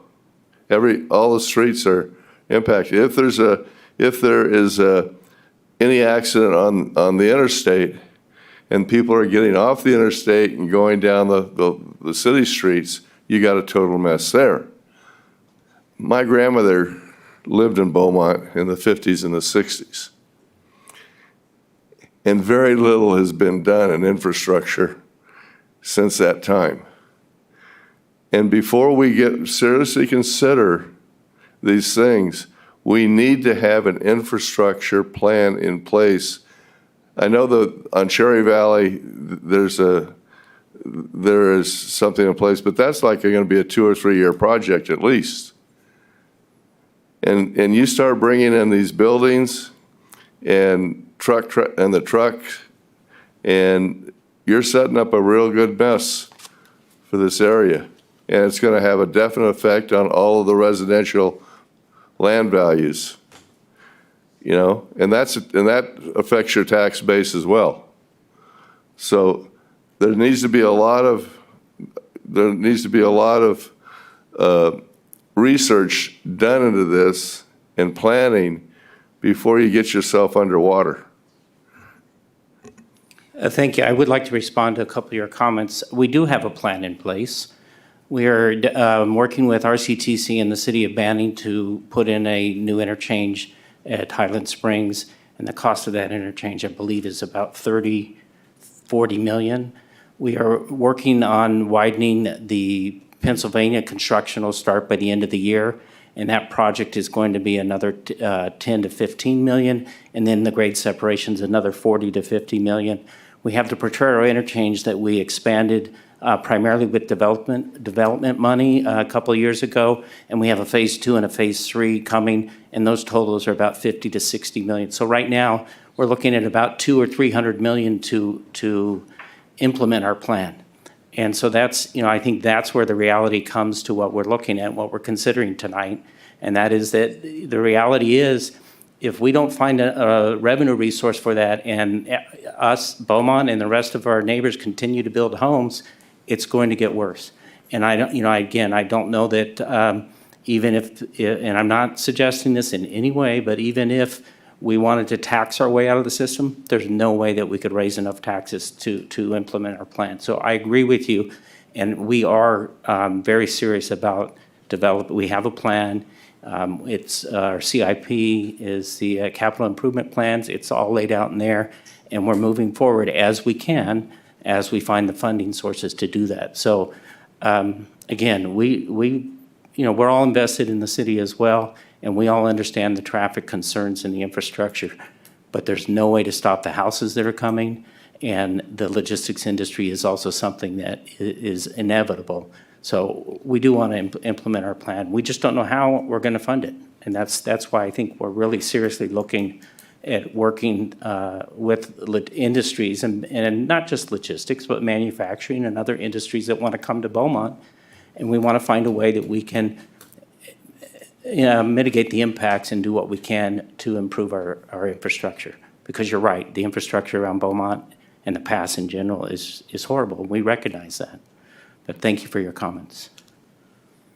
All right, so now we're ready for item 11, public hearing to consider the placement of delinquent sewer service charges on the property tax roll. Good evening, Mayor and Council. Before you have a staff report in regards to the delinquent sewer property tax roll. We have a municipal code section as well as several health and safety code sections that give us the authority to put delinquent accounts onto the tax roll annually. It does require a public hearing, which is what we are doing this evening. And I wanted to point out, staff has received one protest for 2 accounts that we will be researching and reviewing with the city attorney. Currently, the estimate to put on property tax is $776,000. That changes on a minute-by-minute basis as people pay their bills and we download payments through the city bank site, et cetera. So that'll be an estimate. I think we'll be uploading on the 10th this year. So that dollar amount is subject to change. As far as public notices to our residents, starting back in May, on May 5th, those bills were mailed out with a notice on the actual bill that said all outstanding invoices over $207.70, which is 2 months of a billing cycle, will be placed on the property tax roll. So that began on 5/5. Also, late bills went out June 14th, stating the same thing. And the July 9th bills went out. We also provided an insert in the bill that talked about the sewer rate increase as well as the delinquency notice. And then property owners that were still on that list as of last week were given an individual mailer sent directly to them in regards to their utility bill being past due.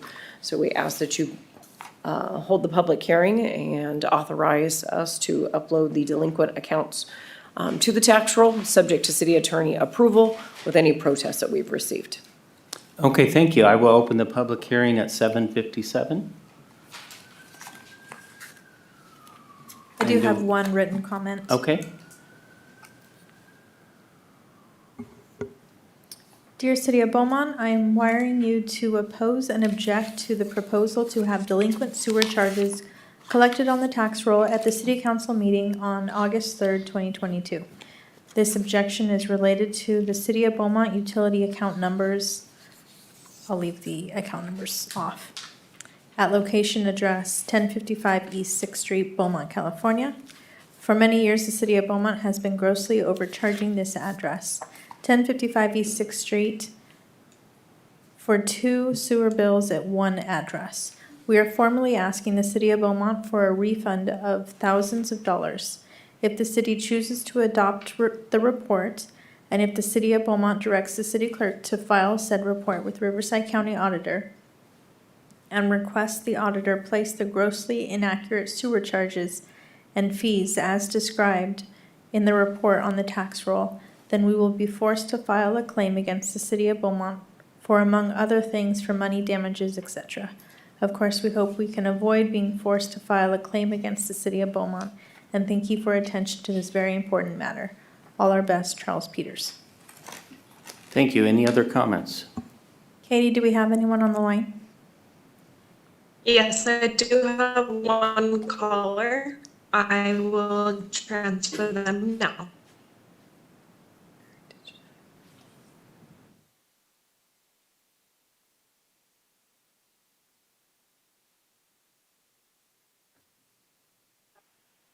Caller, can you hear us? Yeah, I can hear you. Okay, you're on the line with counsel. Go right ahead. My name is Charles Peters. I'm the one who just wrote that letter to the city council. I have 2 accounts to 1 address, and I was informed by the City of Beaumont Utility Department that because both accounts have different numbers of active sewer lines, I'm being overcharged. I believe $89 for the one bill because I have 15 on one bill, and then another, I think 38 sewer lines on another bill, which go at a lower rate. In total, I have a total of 43 active sewer lines to the property at 1055 East 6th Street, Beaumont, California. And I just realized this yesterday when I spoke with the city utility department that I've been overcharged for years on these bills. And so I don't know the exact amount yet because I have to get all the bills, but I think it's thousands and thousands of dollars. So I'm requesting on that note to not transfer the 2 account numbers. Am I allowed to say the account numbers? Mr. Peters, we did read your email out, so if you could go ahead and wrap this up, please, I'd appreciate it. I'm requesting on that count to not put my 2 sewer bills on the tax roll. Secondly, your legally required notice is fatally flawed. It says that your city council meeting, if you want to protest this, is on August 3rd. Yet there is no city council meeting on August 3rd. The city council meeting is on August 2nd. So your notice is actually inaccurate. That was sent out, your legally required notice. So on those 2 issues, I'm respectfully requesting that you do not put the alleged delinquent account numbers on the tax bill, my property tax bill. Thank you, Mr. Peters. Do we have any other comments? I have no other speakers. Okay, I'll go ahead and close the public hearing at 8:01. And we can address some of the concerns and issues of council, but let's hear the staff report. I think she gave this. Do we have a staff report, right? No, she. Oh, you already, Yeah, I'm sure. sorry. That was one of the longest public hearings we've had, and I just, trying to get through it, so, okay, so we'll open up question. City I'd manager, like- would you like to I'd like to respond? address the caller's concerns. We can certainly pull those out, but I would like to do a full analysis, being that that is a mobile home park. Tenants come and go, and we would need to look at the individual connections and assess whether or not he is in fact being overcharged or undercharged. And what about his issue regarding the date of the city council meeting? I will look into that. Carrie, do you have the notice? The notice that's in the agenda does say that it is scheduled for August 2nd, 2022. It's in your packet.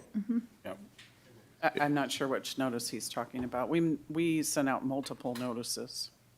Okay. Well, I think we can go forward with our discussion and direction, and if we find out that that's an issue, you can bring it back before you actually file. I think Ms. Mendoza indicated that with respect to the one objection or protest that we received, that my office will take a look at that in greater depth and address or look at the issues that were raised by Mr. Peters. Okay, but we do need to know if the announcement that went out to the delinquent accounts said tomorrow as opposed to today, don't we? We'll look at, there were multiple, I think there were four. could have been a We'll look at all newspaper four. Okay.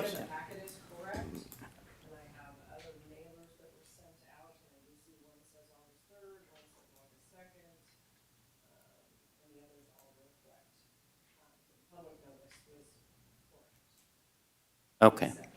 Okay. We also advertised in the paper. Okay. And Mr. Finn, I'll let you go first this time. Yes, thank you. So for newcomers coming to Beaumont, it's a little confusing as to who provides sewer and who provides water, because our water district is an irrigation district and they do not provide sewer, so therefore the city does. What does the city do, or is there any notification that if somebody purchases a brand-new home or purchases a home in general that's already built and there, do they get a notice as to, hey, you need to pay this bill to the city for sewer charges? Is there any kind of notice, or is the city notified that that property owner, or that the property owner has changed, the property's changed hands?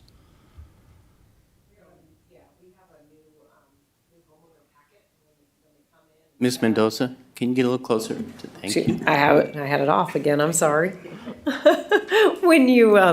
When you come in to start your services or inquire as a new resident, there's a new homeowner packet that we actually were just going through recently and making sure it's properly updated now that waste management is separate billing. It identifies all the entities to contact: Edison, Water, Waste Management, City. I can provide those for you if you'd like. Okay. And then is there something on the website that can be easily found? Because in my knowledge and the years of selling homes in the areas, outside real estate agents who are representing buyers coming into town have no clue that the city provides sewer services.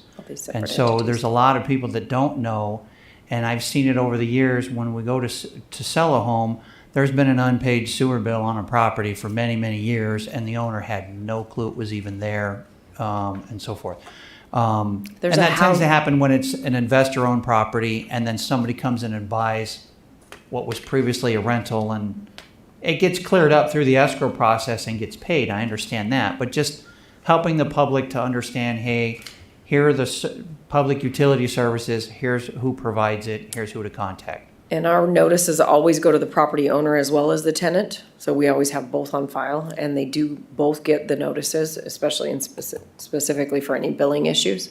There's a how do I section on the website. I'll go back and refresh it and ensure that it's got all of those items that you pointed out, but I thought we had done a pretty good job kind of identifying that and giving them all the entities to contact, but I'll make sure it's easy to find. Yeah, I'll work with Martinez on and that helps certainly with the new homes too, because then sometimes they're closing out a neighborhood, even the sales agents are gone, and so forth, and moved on, and so it's, the more knowledge, the better, so thank you. Well, and that's why I think it's been about 3 years, we started doing the individual, we always did the insert, we always put it on the utility bill, that was standard practice, but we started adding the individual letter, bright red, bold letters, sending it directly to the property owner and the tenant. Okay. That's been about 3 years, I think, that we started doing that, making sure, trying to do due diligence, and that's why we started back in May. All right, thank you. Mr. Martinez? Yeah, I just have a question. Would Mr. Cabral's concern be considered an objection or a protest?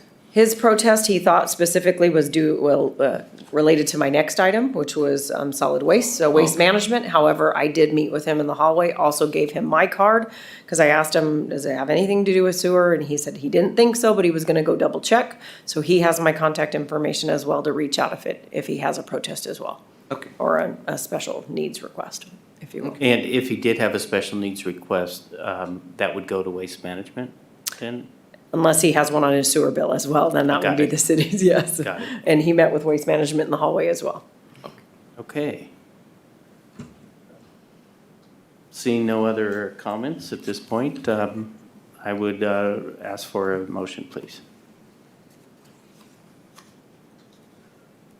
Mayor, I'll make a motion with the modifications as specified earlier to waive the full reading and adopt by title only a resolution of the City Council of the City of Beaumont, California, authorizing the collection of delinquent sewage service fees and charges on the property tax roll. I'll second that. Roll call, please. Councilmember Lara? Yes. Councilmember Santos? Aye. Councilmember Fenn? Yes. Mayor Pro Tem Martinez? Yes. Mayor White? Yes. Item 12, public hearing to consider the placement of delinquent solid waste handling service charges on property tax roll. And we will have Ms. Mendoza again. Similar to the last staff report, pursuant to our municipal code and the health and safety code, we have the right to place delinquent solid waste handling services on the tax roll. We have an agreement with Waste Management that we do such appointments for them. Starting in early June, their notices went out advising the residents that had delinquent accounts and the due date that theirs were to be cleared up by, which was July 15th. It is accurately noticed that it's a 6 p.m. public hearing, August 2nd, Beaumont City Hall. Their total dollar amount anticipated at this point in time is $278,041.50. Similar to the last motion, request authorization to place them on the tax roll, albeit working with the city attorney on any protest, like Mr. Cabral's specifically. Thank you. We'll go ahead and open the public hearing at 8:09. And do we have any comments on this item? I have no written comments. Katie, do we have anyone on the line? No, I have no callers. All right, thank you. We'll go ahead and close the public hearing at 8:09. And we'll open up to comments or discussion from council. Seeing none, I'll entertain a motion.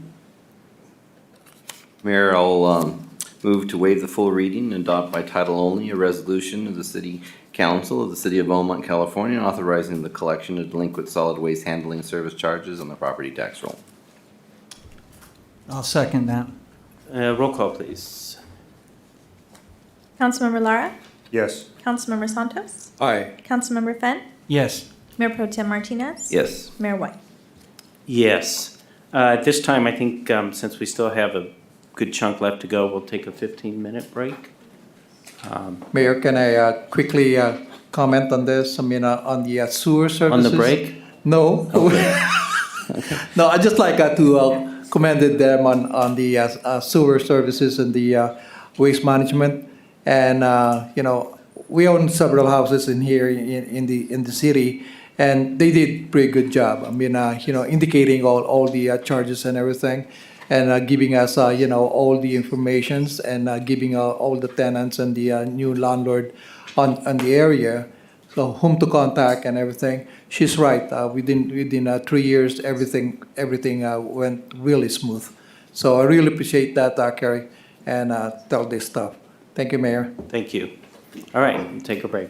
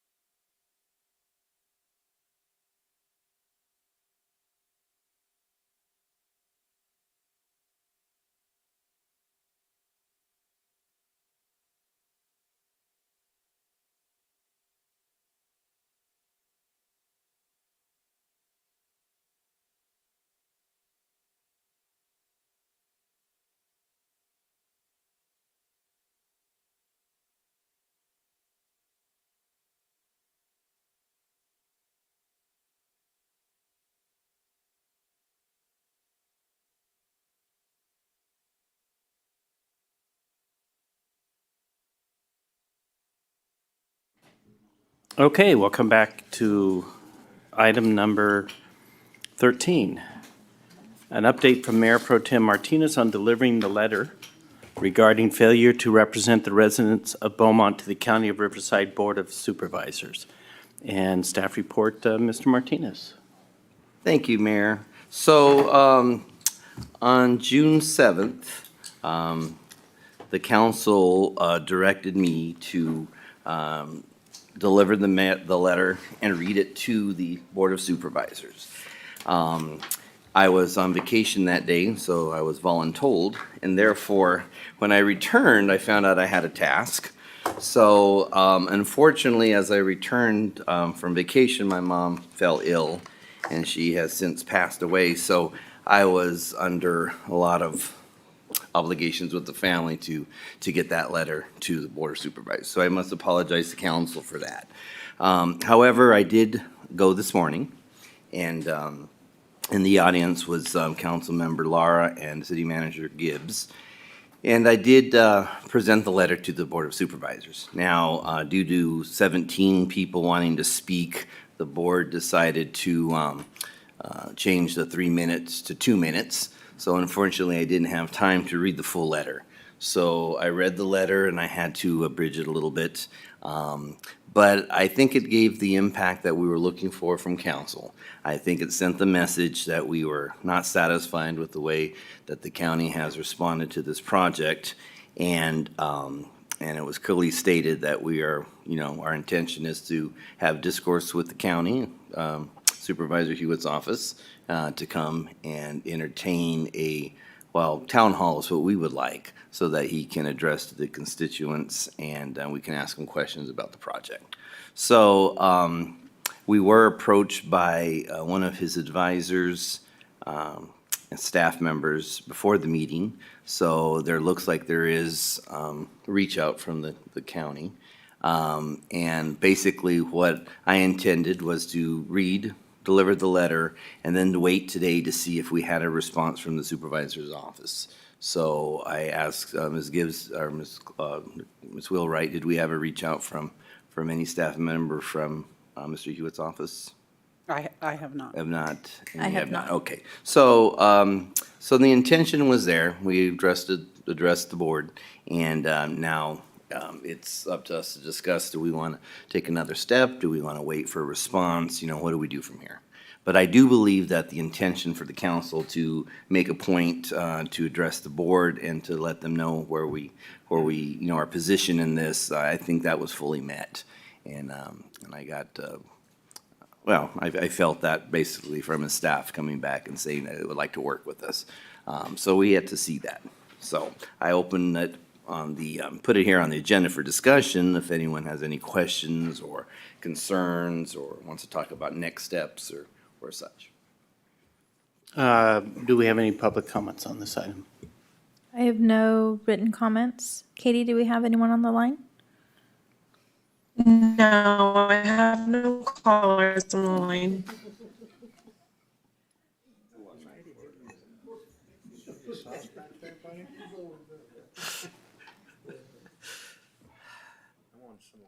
Okay.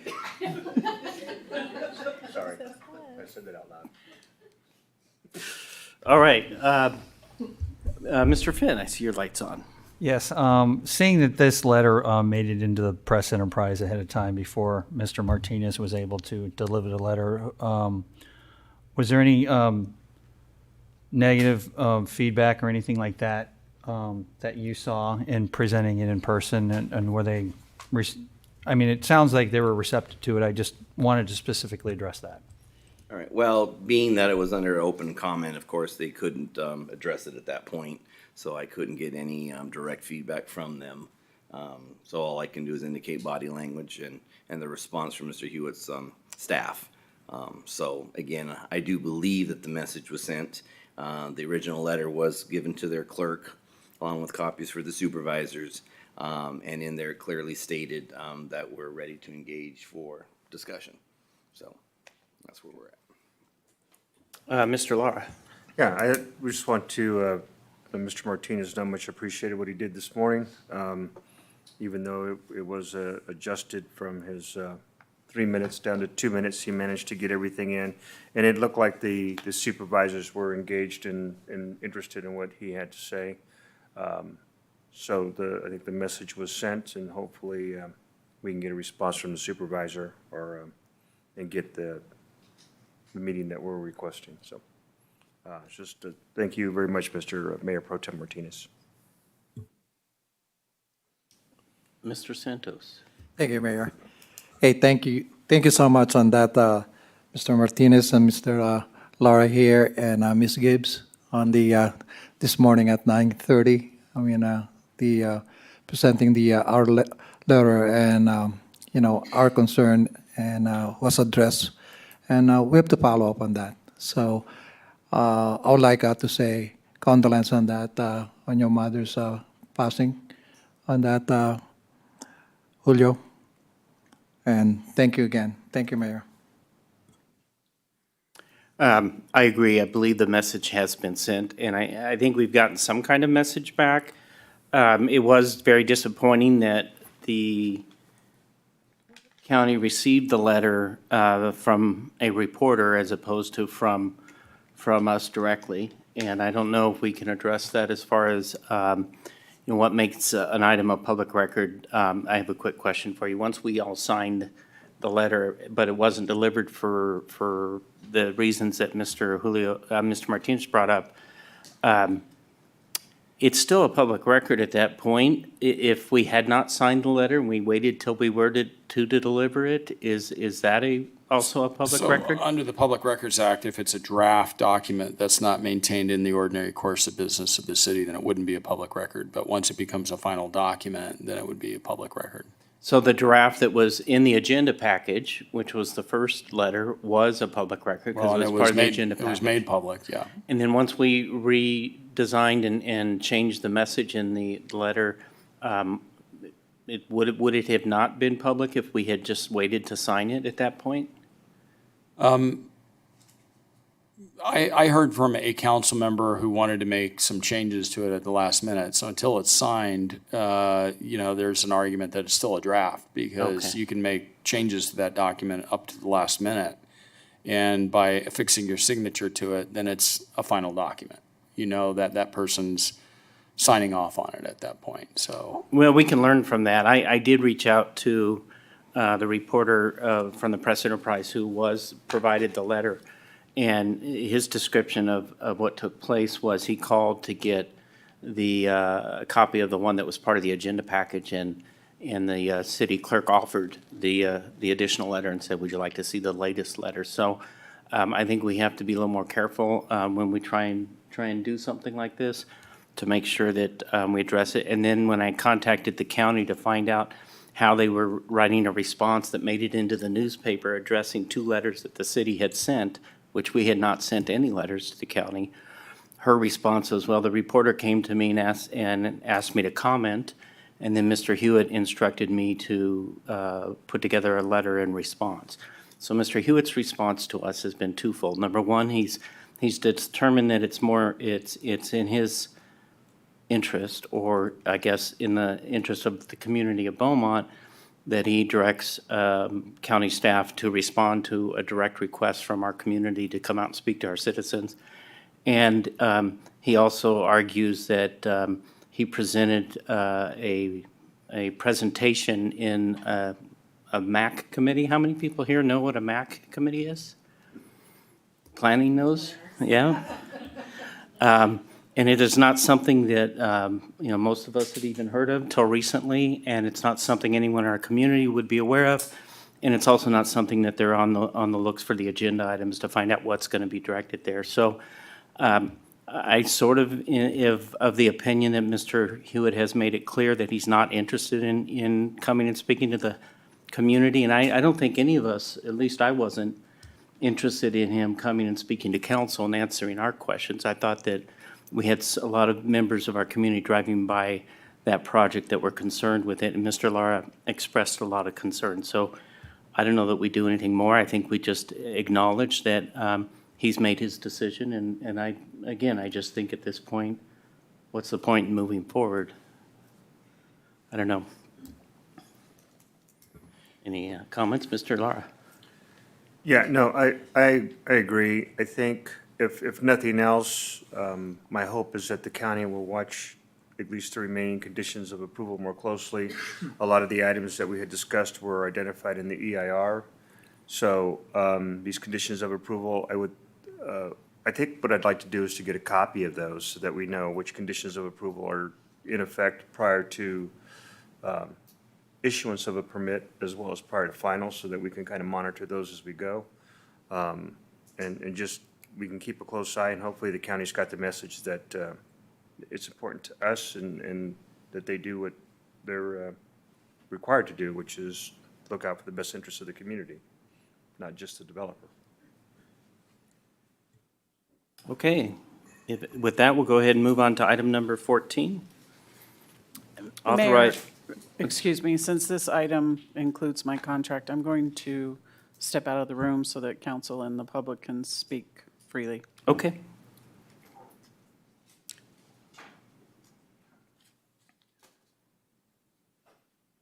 Authorize, item 14, authorize the employment contract with the city manager. Staff report, Carrie Mendoza. Good evening again, Mayor and Council. On April 11th, you appointed Elizabeth Gibbs as our interim city manager, and I was directed after the July 19th meeting to prepare a staff report and was given the attached employment agreement that terms were negotiated with the city attorney to entertain Elizabeth Gibbs as our city manager for a term of 3 years.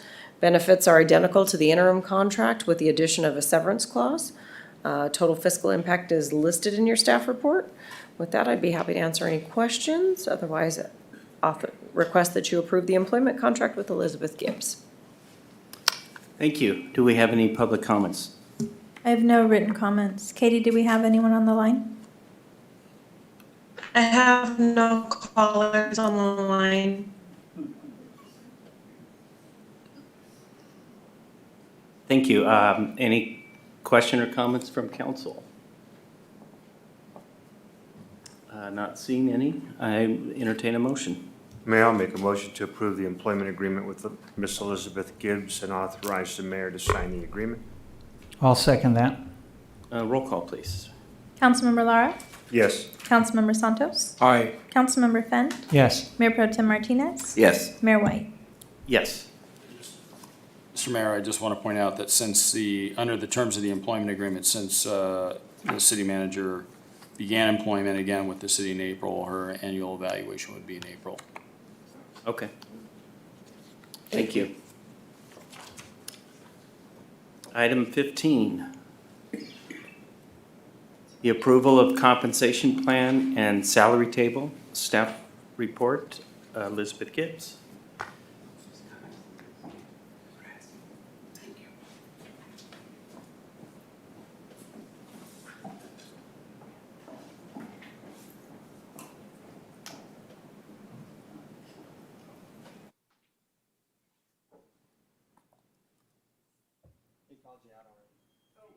Sorry. I did it slowly. I was giving you time to come I was wondering where we left off. Thank you. Okay. Item 15. Thank you. Mayor and council, the item that you have before you is the compensation plan and salary table. This document is a very important part of our organizational structure, and it is required by CalPERS that we adopt this periodically.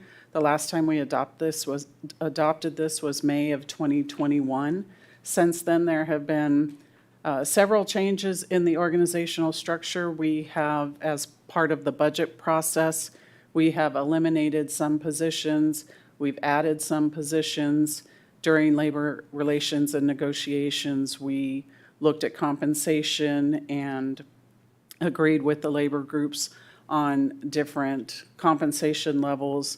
So the document that you have before you is a culmination of all of that. And it is, again, required by CalPERS that we periodically adopt this as part of the retirement process for these positions. So with that, I can go through them individually if you'd like, or if you have any questions on specific ones, I can answer those. Do we have any public comments? I have no written comments. Katie, do we have anyone on the line? No, I have no callers. So we have been working on this for a while, we meaning the council and staff. Most of it's been done in closed session. And so I think, Mr. Pinckney, if you could just provide a justification why we did so much work on this in closed session. The reason I'm bringing that up is because I don't know that we have a whole lot of questions because we've been hammering it out for so long. And I don't want anyone to believe that we were doing anything nefarious. It was in connection with labor negotiation process and the council giving direction to their labor negotiator on issues related to compensation. Okay. So I think we've hammered it out for a long time. So if there are any questions, doesn't mean you can't ask them. I just wanted people to understand that we know this backwards and forwards at this point. Mr. Martinez. I'll make a motion if there's no question. Okay. I'll move to approve the compensation plan and salary table. I'll second that. Councilmember Lara? Yes. Councilmember Santos? Aye. Councilmember Fenn? Yes. Mayor Pro Tem Martinez? Yes. Mayor White? Yes. Item 16, annual resolution directing the Riverside County Auditor Controller to place the levy of special taxes for the city's Community Facilities District on fiscal year 2022-2023 county tax roll. Okay, thank you. And before we get anywhere, I'm just going to mention that 4 of us have properties within different areas. So when we do get to the part where we're going to vote on that, we will then each recuse ourselves for the area that includes our property. And Mayor. One at a time, so Mike's not here by himself. Correct. Except for Mr. Finn and Mr. Santos will be out together. And we broke those motions up for that purpose. Okay. And you're up, Ms. Eustachian. Good evening, Mayor and Council. We have our fiscal year 22-23 levy for special taxes for the Community Facilities Districts. We are required to direct the Riverside County Auditor Controller to place levy for special taxes for the CFDs on the county tax roll, and that needs to take place before August 10th. The resolutions before council this evening are required to complete the annual enrollment and collection of the city's Community Facilities District special taxes needed to meet all financial and contractual obligations. City staff has worked with Webb Municipal Finance, who is the city's CFD administration and special tax consultants, on preparing the fiscal year 22-23 special levy for the various improvement areas that are listed within your staff report. The calculations incorporate various assumptions applicable for each improvement area or CFD, which includes your annual debt service costs, expected costs of providing services such as landscaping, maintenance, city-owned parks, parkways, streets, roads, and open space. Expected costs of providing public safety services such as police, fire, ambulance, paramedic services, administrative costs, and collection of future funds for future facilities. We have Heidi Sheppy from Webb. She is here this evening and has a presentation to provide to council over the fiscal year's CFD special taxes. And once that is completed, there are multiple resolutions, as you discussed, that are provided for individual consideration, and that will allow the individual city council members to recuse themselves for consideration of those improvement area CFDs which we own property in. And I'm going to turn it over to Heidi, and when she's done, we'll answer any questions that you may have. Thank you. Gotcha. This is new from 3 years ago. Great, okay. Good evening, Mayor Pro Tem, council members. Heidi Sheppy, Webb Municipal Finance. I'm going to go ahead and give you a little presentation here on the fiscal year 22-23 CFD annual levy. This is the annual enrollment that the council considers every year for your 36 improvement areas of CFD 93-1 and the 2016, 18, 19, and 21 CFDs. combining 62 and 18 separate taxes. And this presentation this year will include some savings to property owners in this year for the proposed services special tax levy. So as Jennifer mentioned, the purpose of the enrollment is to pay debt service on the bonds, to pay costs of the city for providing maintenance services, public safety services, administration, and then the collection of future facilities for those CFDs that have not yet issued their final series of bonds. So those are the continuing development CFDs. You have 2 of those currently. So this table will show you the budget comparison from this year to last year.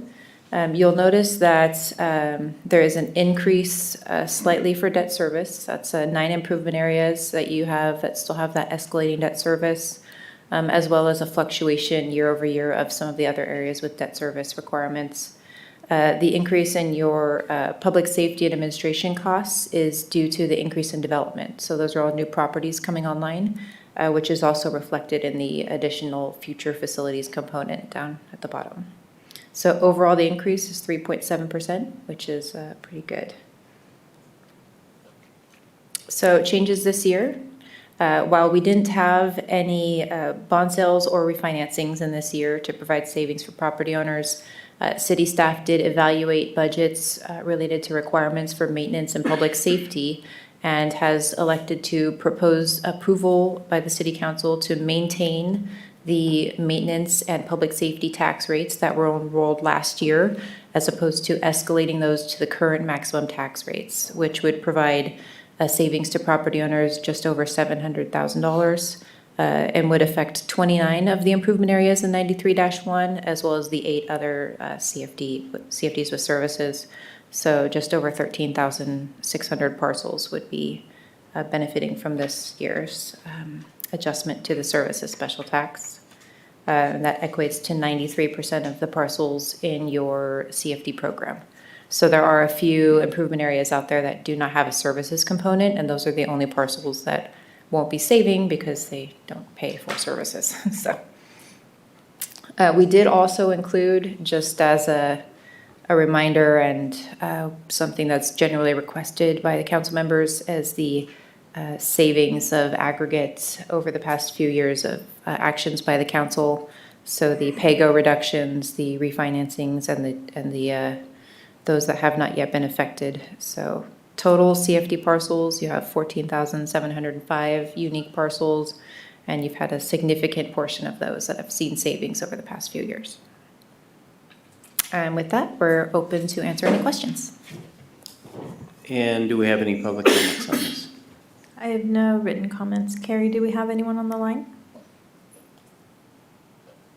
No callers on the line. So I have a quick question. Can you explain, again, that one slide about the maximum maintenance and the savings, and go into that a little bit more in detail? Yes. So I think, let me see if I can go back to it. There we go. So this year, the city evaluated funds available from other sources, such as that significant increase you saw in your sales tax revenue, and then looked at what the increase would look like based on CPI for some of the services areas. Some of them are constrained to 2%. So there's a fluctuation in what the increase would have been. And then the city evaluated, city staff, whether or not the increase would be necessary this year, and decided to elect to maintain the rates that were enrolled for fiscal year 21-22, as opposed to increasing those rates by either CPI or 2% in this next fiscal year. So while the maximum tax still did increase by the CPI or 2%, depending on the CFD or improvement area, the maximum tax rate will not be enrolled on those properties. So the maximum tax will still trail. The city does have the opportunity to enroll the maximum special tax this year, next year, if you should elect to do so this evening. But the city the city staff is recommending that we just maintain the special tax for the maintenance and public safety as it was last year. Okay, so is the maintenance and public safety only on the new primarily on the new CFDs because we didn't have it on the, Well, you have 93. services components on the 93-1 as well, with Okay. the exception of, I think, 5 improvement areas that didn't have services, and they were mostly commercial. okay. And so every year those normally go up then? And That's they go correct. up by a predetermined amount, or is it based on some kind of indicator like CPI? Or So some of the improvement areas go up 2%, some of the improvement areas go up 2% or CPI, whichever is greater. It was just based on the timing of when it was formed and what consultant was forming it at the time, that was included, so. Okay, so if we maintain those rates without increasing them and provide that savings, what happens next year? Next Do we year, have to catch up, or are we back at? next year you have the opportunity, so next year the maximum tax will increase again by either CPI or 2%. Okay. And the public safety does increase by 5% each year. Right. And then next year, you would have the opportunity or option to increase again from the maximum tax this year to the maximum tax next year and levy all the way up to that maximum tax. But we would not be in a position where it was either recommended or required that we make up this year to get next year up to, if we No. decide not to eliminate the savings next year. That's correct. Okay. That's all I had. Mr. Penn? So revenue that's generated from that is restricted for those. It's just the city with additional funds that are supplementing that to keep that rate from going up, correct? The revenue from the CFD maintenance and CFD public safety special taxes can be applied to the general benefit of the community.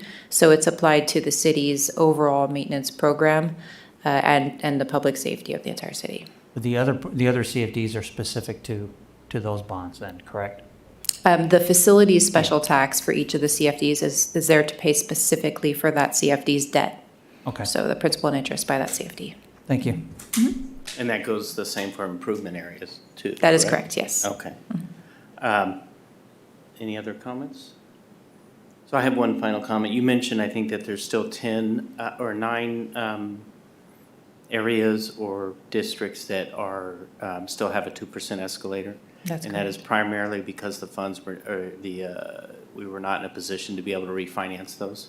Correct. Either we weren't able to refinance them to remove the 2% escalator, or it made more fiscal sense to do so or to not do so, or they haven't been a candidate for a refinancing. Okay, as and of I would yet. imagine with the way the market's going right now, they're not more likely that they're a candidate this year than they were last year? I wouldn't imagine so without a crystal ball, but yeah, it doesn't Okay. look like it's going in that direction right now. And I know staff continues to monitor those with our finance consultants on that. Okay. All right. If there's no other questions, I'll go ahead and make a motion for the first recommended action, which is to waive the full reading and adopt by title only a resolution of the City Council of the City of Beaumont, California, levying the special tax in Community Facilities Districts number 93-1, 2016-1, 2016-2, 2016-3, 2016-4, 2018-1, 2019-1, and 2021-1, and direct the county auditor to collect the same on the tax rolls. Is that just all the same numbers? Yes. For all the numbers I just read? That's my motion. I'll second. Now roll call, please. Councilmember Lara? Yes. Councilmember Santos? Aye. Councilmember Fenn? Yes. Mayor Pro Tem Martinez? Yes. Mayor White? Yes, and because my house is in Improvement Area 18, I'll recuse myself from the next and turn it over to Mr. Martinez, Mayor Pro Tem.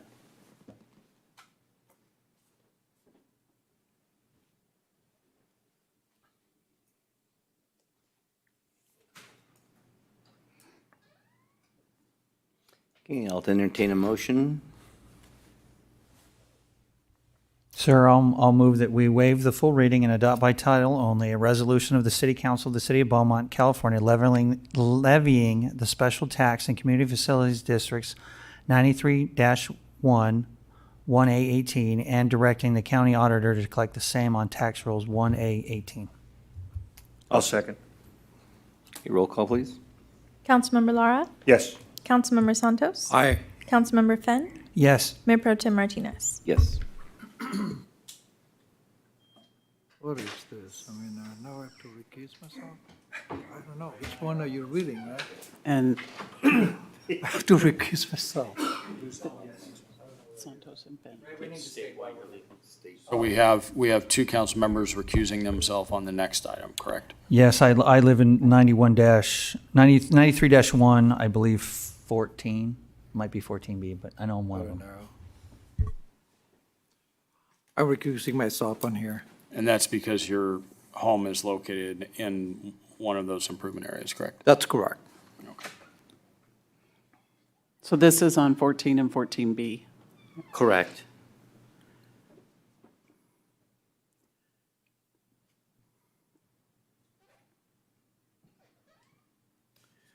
So who hasn't made a motion yet? Mayor, I'll make a motion to waive the full reading and adopt by title only a resolution of the City Council of the City of Beaumont, California, levying a special tax in the Community Facilities Districts number 93-1, 1A14 and 14B, and directing the county auditor to collect the same on tax rolls. I'll second. Councilmember Lara, Yes. Mayor Pro Tem Martinez. Yes. Mayor White. Yes. And you're up next? I am up next, so I am recusing myself next because I have a residence in Improvement Area 9. All right.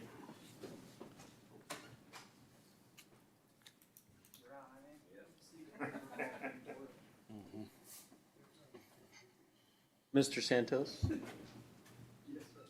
Oh, you're on the next one, sorry. Okay. So, I'll move to waive the full reading and adopt by title only a resolution of the City Council of the City of Beaumont, California, levying the special tax in Community Facilities Districts number 19-1, Improvement Area 9, and directing the county auditor to collect the same on the tax rolls. I'll second. Roll call, please. Councilmember Lara, Yes. Councilmember Santos. Aye. Councilmember Fenn, Yes. Mayor White. Yes.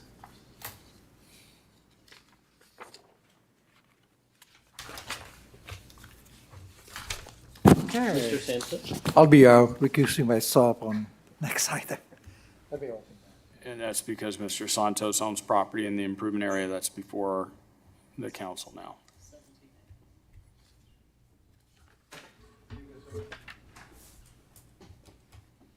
It's like musical chairs.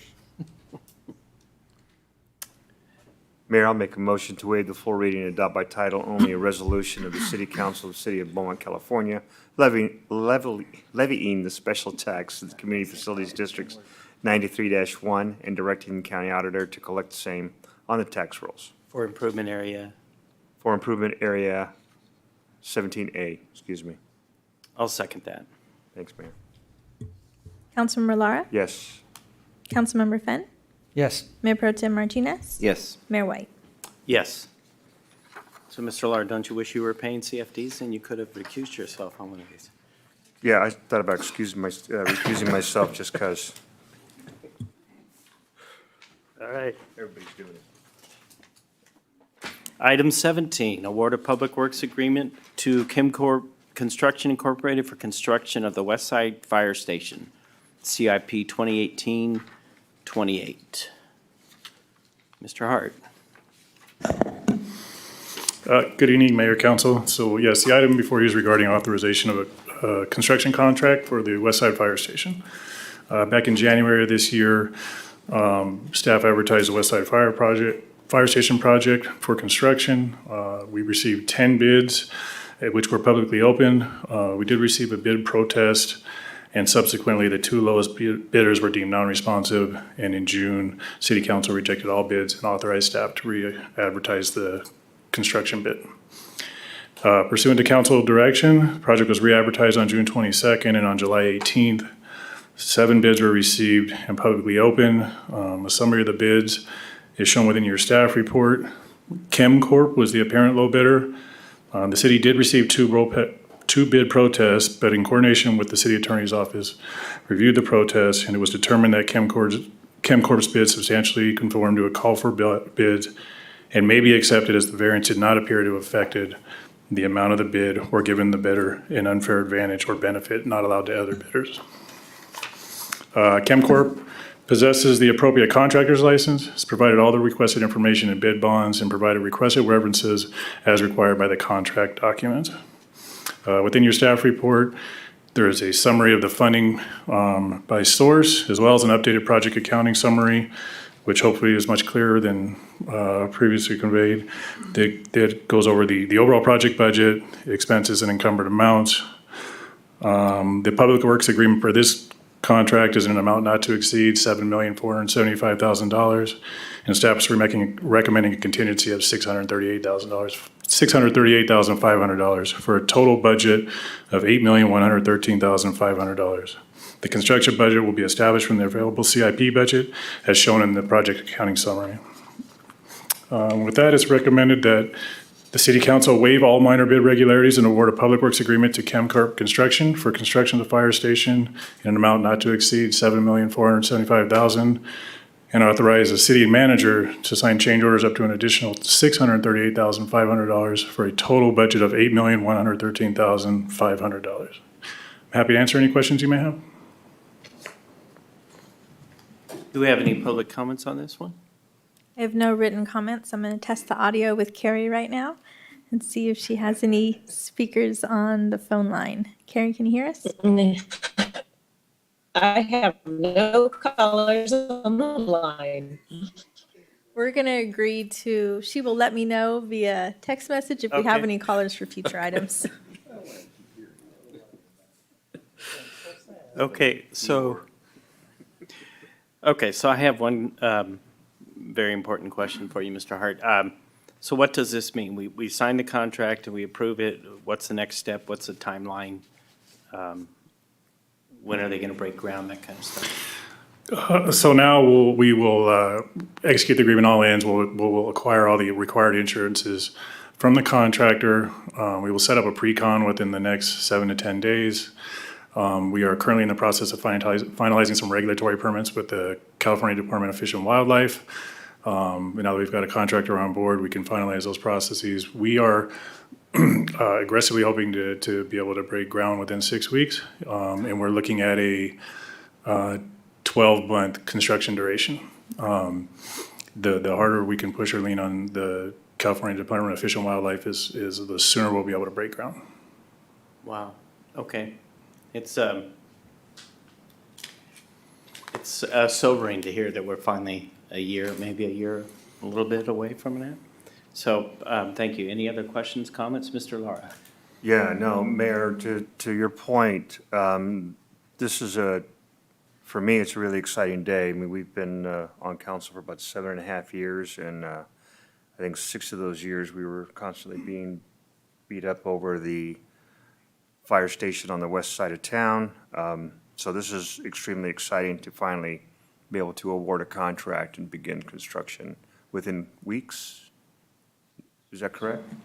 Before we probably mobilize in construction, we're targeting, aggressively 6 weeks. We just, there's some finalization before we break ground or even mobilize that we have to finalize some permitting with the California Department of Fish and Wildlife. Understood, but this is an extremely exciting day for us. Thank you. Mr. Martinez? Yeah, I echo that. This is a hallelujah moment. When I came in 2016, it was one of the priorities of the council. And, 6 years later from there, here we are. So it's, better late than never. We need it so bad. A win for our residents on the west side, but really for the entire city. I just want to thank the staff involved for keeping it up and persevering all these years to finally get to this point. So it really is a miraculous moment, and it's such a long time coming. So I just want to comment. Thank you. Thank you. Does someone want to make a motion? Mr. Santos, go ahead. Overall, I just like to say thank you. Thank you so much. It's happening, and good job, guys. Mayor, with that, I'll make a motion to waive all minor bid irregularities and award the Public Works agreement to Kip Corp Construction Incorporated for construction of the West Side Fire Station, CIP project number 2018-028, in an amount not to exceed $7,475,000, and authorize city manager to sign change orders up to an additional $638,500 for a total construction budget of $8,113,500. And I'll second that. A roll call, please. Councilmember Lara? Yes. Councilmember Santos? Aye. Councilmember Fenn? Yes. Mayor Pro Tem Martinez? Yes. Mayor White? Yes. All right, next item up is item 18, update on Veterans and First Responders Memorial Plaza Improvement Project. Mr. Story. All right. Well, council, it was about November of last year. Each of us were standing outside after our Veterans Parade, which was very successful. We had a lot of community members out there, and we held a ceremony here. It was right after that event that we were directed by staff to organize a committee to begin to discuss what it would look like for us to remodel and to invest some funds into improving the current Veterans Memorial and First Responders Memorial that we have out in front of City Hall. And so at the direction of staff, we brought together some stakeholders and some community members, along with Councilmember Mike Lara. We had Anita Worthen, Jim Lillibridge, Bob Tinker, and Michael Granata.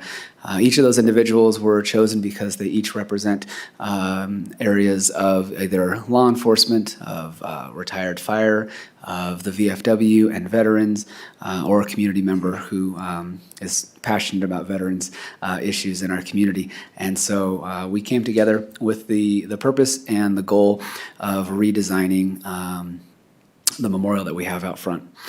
The committee began meeting in December of 2021. We also hired a landscape architect to help us in those designs. And I can tell you a little bit about those meetings. I also want to allow Councilmember Lara to tell you about some of the things that we've discussed in there. But tonight I'm excited to bring before you some of the 3D renderings and some of the designs that our architect has brought. So I'll begin to pull those up. Councilmember Lara, if you want to add anything about our meetings that we've been having as a group, you're more than welcome to. Let me pull these items up real quick. Sure. Thank you, Mr. Story. So it started out where we were running out of room on the War Memorial. And in order for us to expand that or begin using the backside of the existing monuments that were there, it required the removal of the fencing. I had made that request, followed through on it. And at that point, it was determined by our city manager that it would be a good idea to go ahead and, if we were going to go ahead and remove the fencing, then it would be a good idea to make this plaza, Memorial Plaza, something that could be used during the events such as the parade and other days of recognition that would, and it would also make, it would also make it more ADA accessible, because there were some issues with that. As you know, whenever we had a get-together or gathering out front, grass is very hard to navigate as far as those with walkers or wheelchairs. Also, sometimes very difficult to hear the presentation that was going on. So it was thought that we would move the fence, open this up to make a plaza that we could hold events at, make it easier for ADA accessibility, also to have accessibility around each of the monuments. So now you have, moving forward with this particular concept that was agreed to, you've got mobility behind the monuments so that you can use the back sides of those, as well as the front sides. We have, which will allow us years of benefit for this particular plaza. We also have a call out for some AstroTurf there by the front of City Hall on either side of the entrance. That would be a place where you can locate chairs and prevent them from sinking into the natural turf. There are a couple of water features, and I'll have Mr. Story go through those with you. But initially, it was set up to be a phased project so that we could limit the amount of funding that would be necessary to at least begin using this area or remodeling this area.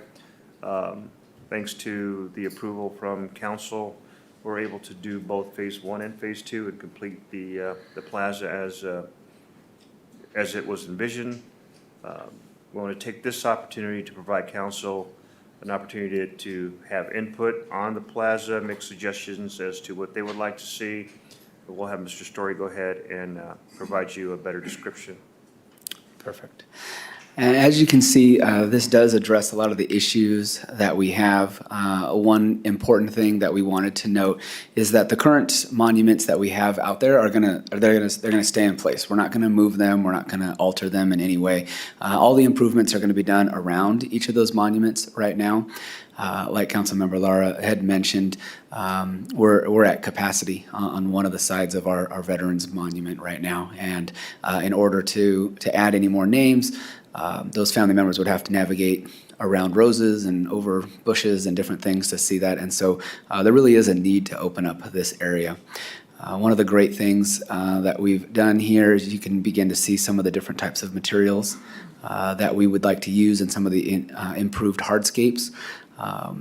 When this committee came together, one of the goals that they had was to create an area where the community could come together and meet and celebrate and have moments of remembrance, but also offer families and individuals times to come and remember loved ones and family members who have served in the military, who had passed on. So there's a lot of seating areas in this particular design. It allows for individuals to come. There's a sense of, I think, tranquility, a little bit of peace, and an opportunity for the community really to, if they would like to spend some time remembering, they could do that. So we set up some of these different areas, some of the different materials that you can see. The center of the memorials has the stamped concrete with the 1912 in it for our city, and that really becomes a centerpiece of the monuments. The two monuments mirror each other, so the Veterans Monument side would mirror everything that's on the first responder side. You can see that we've also included some different lighting, so we're going to increase the lighting down there. I think this is going to provide some a great look for the front of our building, but also some security for us as well. As part of the project, we also set aside specific funds for cameras and those type of security features as well. If we go to the next one, you can start seeing what some of these renderings will look like specifically. And so this is the view from 6th Street. And you can see the small fruitless cherry trees against the building. We've relocated the clock up to the front of City Hall, right off to the right side, and then opened up the space so that people can enter off of 6th Street, have full ADA accessibility. So this is the front view. You can see a couple of water features that are posted up, that are going to be placed up against the building. So this is a wall water feature. It's highlighted in this call out over here. Let me slide this one. So it would look like this piece up here in the corner. So the water cascades down the wall. So it'll also allow for some sound buffering out there. So as traffic and things, cars drive by on 6th Street, this will allow for some of the sound buffering out there. And let me show you some other views.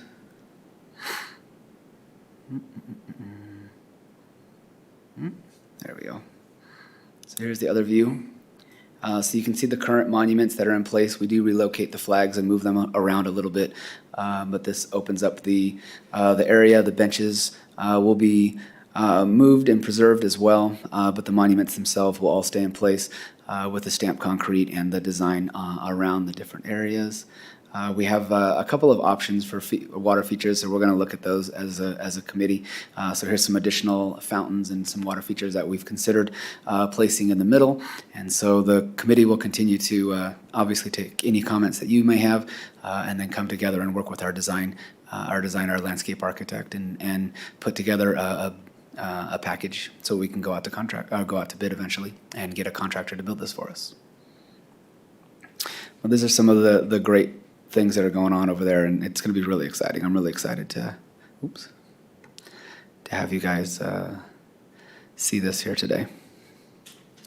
And just like Councilmember Lara did mention, we do have the 1.75 million set aside for this project, so it will complete the project. And we, next step would be taking any direction from you and then finding an architect to do an RFP for us so that we can have full design documents. But if you have any questions or any comments, please let me know. I can go back to the other 6th Street. And do we have any public comments on this one? I have no written comments and no notification of callers on the line.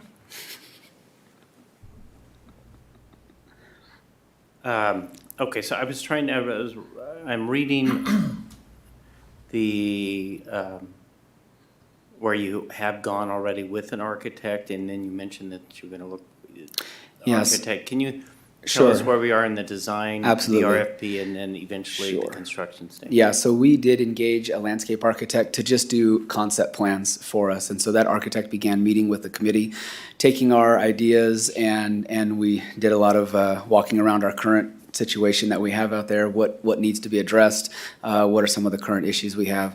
And his contract was to provide us just those concept plans and these renderings here. So the next step would be to have full construction documents, which would be documents that we could then have in a bid document that we could put out to bid, have a contractor be awarded that bid, and then they could begin building it. So right now, it's just a really great look, but what we need to do is get some of the specifics, and that's what the next step would be. So we would go out to RFP and ask a landscape architect to complete those construction documents for us, and then we would come back with that when that process was completed. So I guess I'm still confused. So architecture design group. Architera, yes. What's that? Yes, Architera, yes. Architera. Sure. Design group.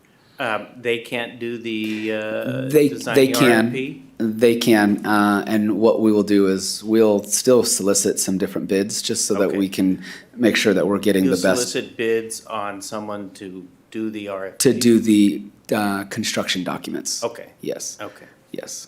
The code requires. Yeah, the code requires us to go, because that will be over that threshold, we're sure, for those construction And those documents. documents, construction documents, are what you will use to go out to bid for construction? RFP, correct, for construction. So there's yes, an sir. RFP for the people to develop the RFP? Yes, yes. Thank you, that clears it. We does just want clear it to up for me. I full, just wanna make sure. full transparency. It's in the code. So we'll follow that and we'll do it that way. So we'll come back probably with a professional services agreement with the contractor that is awarded the construction documents portion of that. Yes. Okay, so Mr. Finn, I'll let you go first on this one. Thank you. I appreciate this. This looks really sharp. If I were to give some comments, I would like to recommend that we do the waterfall feature, so that leaves the open space. Having been in attendance for the parade and the ceremony that was after, and seeing the participants there, it was a little hard to navigate around. So any of the open space that we can free up, I think would be good. And those waterfall features look really nice. A question I have for it is in terms of a PA system or microphones. That was a struggle that we had that day too. Would it make sense to widen the opening to the front door where we have the porch area, maybe raise the height of the porch to almost make it similar to a stage? And then any presentations could be, they could stand with their back to the door facing the street, and then we have more audience participation facing that way. And then I don't know if it would be cheaper to rent a portable PA system with multiple speakers, or then you just install maybe a couple to the right and left of the front door. And then as you widen out where the building jets out left and right, a couple more on that end. Yeah. And then just be permanent outdoor speakers, and then just tie into a portable microphone system or something like that. Because we struggled with being able to hear the speaker that day, and with people clustering around and so forth. And if we had, temporary rented chairs or something to bring out, that would be a nice place to sit and enjoy, the speeches that day and so forth. Yeah, and I know when we discussed in our committee, one of the when we did our event last year in 2021, one of our issues out there is we don't have a lot of electricity. We're running electricity from the building, which is why our speakers and, why we set up so close to the building. And one of the great things about this design is we will have electrical conduit, we'll have outlets, we'll have different things that we can hook into in different places. So I think it's going to allow us to even turn the orientation of maybe the ceremony or different things. And so we're intentional with the architect team in letting them know, here's what our desire is. We want to make sure that we can have these types of ceremonies and these types of events here. What are some unique creative ways that we can do that? And so that was one of the things that we're going to be doing is redoing all of the electrical that's on that side of the building. Not only is it going to be able to project lights onto the building, which will be a beautiful feature for a great building that we have here, but also, like I said, it'll allow us to move things, move speakers, move where we set up podiums, where we set up microphones, all that stuff. We can move all those things around. So we'll definitely have a great opportunity to host some really cool ceremonies out here in front. Very good. I appreciate the flexibility here and about the flexibility. That's really nice. And then I know there's always liability issues and that kind of stuff. We can't always get the public involved in construction, but I was involved in helping set up a youth group to come out to help tidy the the place up, and that was a neat experience for our youngsters that came out. If there's something we can do that they can help with or something like that, invite another group to come out, and so forth. That anything that we can get the community to, especially the youngsters, to recognize the sacrifice that goes into putting a community together would be helpful. And a beautiful place like this, we're going to need lots of help with lots of helpers to help keep it clean. And we can use those young guys anytime you want. Bring them over. Thank you. Yeah, for sure. Mr. Martinez. Yeah, thank you, Mayor. So I really do like the open design. Having quite a few ceremonies out there, I can see how this is really going to really accommodate a larger group and so forth. I'm assuming that the trees that close to the building will be considered as far as how you put those trees there. I like the choice of a cherry. I think it's definitely for our community. I don't know about the lighting. I know we have an ordinance for night lighting. I don't know if we can put more ground lighting maybe, or I see only 2 poles in the front with lighting. So I'm not sure if that could add to security or maybe the enhancement of the project. Just a suggestion. And I see a few flag poles over here for the first responders, but on the other side, just the American flag, which is nice. I just don't know if, did you talk about perhaps the flags for the armed services there as well? We did talk about it, and I know what we currently do, we have bored some holes over around that memorial, and we place the flags for the ceremony. So we had each of the flags, and we have them here when we have ceremonies. And you have the holes pre-done? Right, and so we were talking about either placing that somewhere near the sitting bench or maybe somewhere in front, and then maybe even having something that we could pop out so that's a little more hidden. Because I know when we take them out and put them down, the wind throws these all over the place, and that's what we had a problem with last time. Let's see, that's the arborist, the poles, the lighting. So I have a question now. So this is a fully city-funded project, correct? Yes, sir. Well, first question before I go there. For the memorial part and the blocks over there, we're adding names to the back now, correct? Correct. So in the future, as it expands, would you go up or would you just put more behind it? Well, is there room allowed for that? That's one of the ideas. There's I like baseball, but I call it 2 home plates. It looks like 2 home plates to me almost. The idea was that we would have a lot more real estate to expand if we needed to much further in the future, to add more walls or to add more memorial areas. We would have the real estate to go and do that and make those types of adjustments in the future. I think in the immediate future, just by opening up behind those memorial monuments that we currently have, we'll have a lot of space for many, many years. But it does give us a lot of space for the future to do any type of expansion that we would need to do. Okay, and now going to the funding. So this is a publicly funded project, obviously, city dollars, correct? Sure, yes. So my question goes to Mr. Pinckney. So we had an issue in the past where residents wanted to put names up on the banners of non-residents of Beaumont, and prior administration had an issue with having public funding for non-residents. So putting names on this memorial of non-residents using residents' money, is there a problem with that? Is there a conflict? Okay. Because I know we get a lot of applications for veterans that are not obviously residents and so forth, and I just want to make sure that that's not going to be considered an issue. And I think we will continue to have, the city will still have a committee that will handle those applications when community members want to place a family member on those memorials. There is a separate committee, so this has kind of been a design committee or a renovation of the Memorial Plaza committee, but there'll still be a committee that will handle those applications as they come in, and how do we vet that process to make sure that they were a Beaumont resident, or their family was a Beaumont resident, or that this is the right memorial for them to be on, that type of stuff. And so we'll still continue to have that type of committee.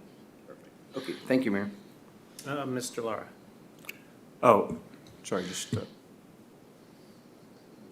Okay. So I know that in the past, again, we've had the presentation at the steps of the door to the building, and I understand why it seemed a little cramped because of all of, and you have opened this up, and I like that. I'm not married to the proposition that the presentation has to be done at the stairs. And my thought is that if you do it at one end or the other, that you're going to have better visibility for all of the people there. Because when we did do it by the stairs, and again, I think we're restricted right now to where you can put people, but people on the far end of it didn't have as much of a visibility as you would. I think if there was a way to do it right in the middle of the 1912, something like that, I think that would be a cool place to do that. So just give you that as thought going forward. Sure. I mean, it's nice at the stairs, but I just don't see that that's as available to the spectators. So, Mr. Santos. Just quickly, I like the design on, with the water features on this. Total is 4. We got on both sides, it's so balanced and everything. I think if we maintain that and do it, I think there will be a tranquility on the memorial. And that's the thing that I like to say on the council on this. Other than that, that's a good job. Thank you. Thank you, Mayor. Mr. Lara, did you mean to push the button that time? I did, Okay. Mayor. Thank you for your patience. To Mayor Pro Tem Martinez's point, if you look at, I think it's picture 431, the light standards that they're proposing to use are the old-fashioned light standards that kind of date back to what Beaumont had back on the Palm Avenue Islands. There are 2 at the entry as you walk towards the face of the building, and then there's 1, 2. There's 6 3, total. 4. I think there's 6 altogether. Those will be placed on timers, and then there was discussion about maybe having some other lighting because of the concern of vandalism or theft, because there is a statute that was taken. So we also included in the cost, thanks to the council approval, of security cameras that'll be placed out. And Mr. Story was talking to the group about potentially working on the lights and having them on at different times or having them on later, so that it would be less of a public attraction for vandalism. There was also a concern in regards to having people stay out there So the security cameras would be one of the deterrents that they would use in hopes of keeping the plaza from being vandalized. So that those were talked about. That's all I have, Mayor. Mr. Finn? A thought just occurred to me. I don't like QR codes per se, but they could lead to good things. Would it make sense to perhaps have a website advertised somewhere in the facility that somebody can go to and then click on it, find some history on 1912 about the city of Beaumont, and then on each end, if there's data collected in putting these names on the memorial and there's a little bio on each person, could we direct them to a city website that says beaumontca.gov/heroes or something like that? And then as somebody's visiting, they can pull up that website and kind of scroll through and read about the folks that are listed there. Yeah, that'd be great. If we had the information, why not publish it? You know? Yeah. The committee, as we were planning this, we took a field trip day out down to Riverside, to Arlington National, and got a private tour of all the different types of memorials that they have down there, and it was a really awesome day to spend down there and see what they do. And there's some really cool interactive features that they have at some of their memorials and some of the sites that they have there, and I think that's a really great idea that we can incorporate something like that. You know, and even like where the flag is, it can be, you know, the Pledge of Allegiance, you know, and just different things. You can get quite creative with it. Sure. But just, I think if the behind the scenes stuff is done on the city's website for all to see, and just little markers or whatever, because I think the QR code is kind of ugly. But if you put it in the form of a website that somebody can just type it on their phone, you know, that'd be cool. That'd be a fun way. And I think that would be a good idea because one of the benches out there is from a gentleman that's not from Beaumont. He was killed in action. And I think that story could be told as to how he ended up here and what happened to him. And it would allow his memory to be honored forever. It gives a personal connection of the sacrifice. Yeah, You know? and I think the more interactive you can make it, I believe the more family members would like to come and they would tell people about it. And ultimately, that's what we want, right? We want people to be able to come and be here. We're not making it so that no one wants to come. So I think those are great ideas. Thank you. So you've had our suggestions and remarks, and I think we're all in agreement that you proceed with the request for proposal for professional services. And I think we'll receive and file, and we'll move on to the next item. Thank you. Thank you. And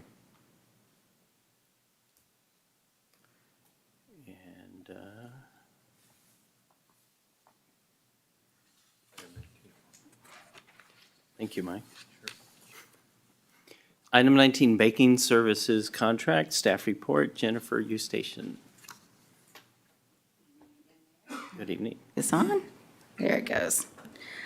All right, what I have for you this evening is a banking services contract. The city of Beaumont has used Citibank for many years for its general operating banking services. Earlier this year, we were notified by Citibank that they would no longer collateralize our deposits. That is a requirement per California government code. So we went ahead and issued an RFP on May 6th, looking for banking proposals to replace Citibank. We had to end up extending that RFP due to a lack of submittals. Once the RFP was closed on July 8th, we did have proposals from 4 interested banking institutions. Each of those proposals were reviewed and scored by the Finance and Administrative Services Department, and all of the proposals were also sent to City Treasurer for review. We evaluated all the proposals based on not just their estimated fees, but the scope of work and perceived quality of service that the city would receive from these financial institutions. We chose 2 of those banks to interview, and upon completion of those interviews, we have determined that Wells Fargo would be the most ideal fit for the city going forward. And the highlights that Wells Fargo is offering includes competitive monthly fees and an earnings credit rate, $35,000 transition allowance that's to be used in the first 12 months of the agreement, locked pricing for a 5-year term with option for 2 additional 2-year extensions, and personal service with a representative who's located close to city offices. The contract for the fiscal impact, it provides services based on volume of transactions that are processed.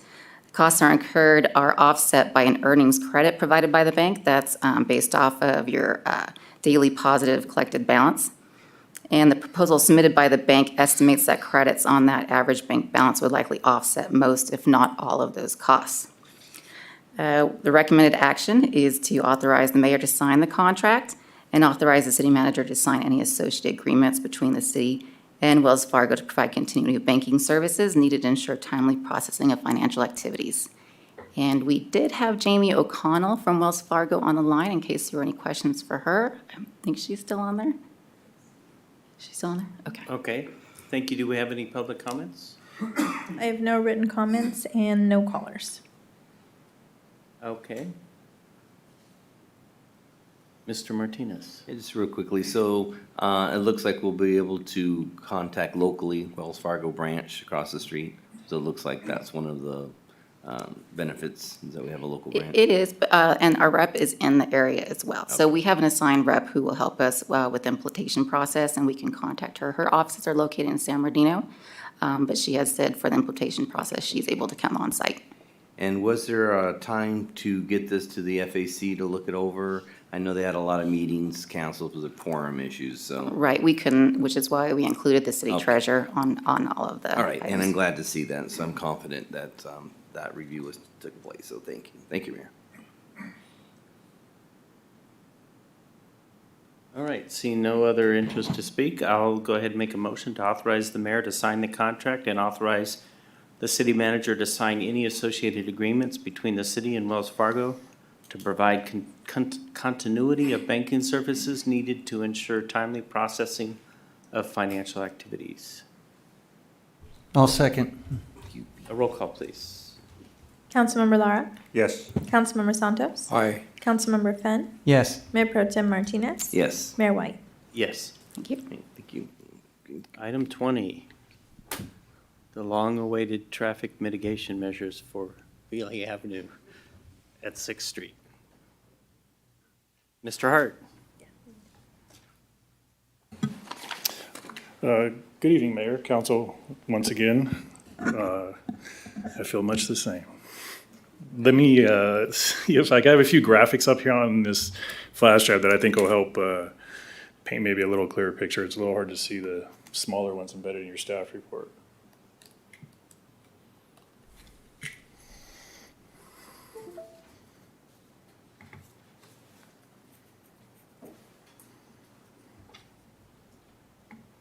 Okay. In May of 2021, staff brought forth a discussion regarding traffic safety and public concerns regarding primarily the intersection of Ely Avenue and 6th Street. There was previous analysis done to study various options to alleviate these concerns, especially regarding illegal left turns from northbound Veely to westbound 6th Street, safety impacts from truck traffic making eastbound turns onto 6th Street from northbound Veely, as well as from truck traffic making southbound turns onto Veely Avenue from eastbound 6th Street. The direction at the time, excuse me, was to move forward with a concept to close Veely Avenue from Lewis Estrada to 6th Street. Though no public comments of opposition were made at the actual meeting, staff did receive several complaints about the potential closure afterwards and held off on moving forward with the requested concept. At council request, staff is now bringing back forth potential options to mitigate the public concerns and is seeking direction on a path forward.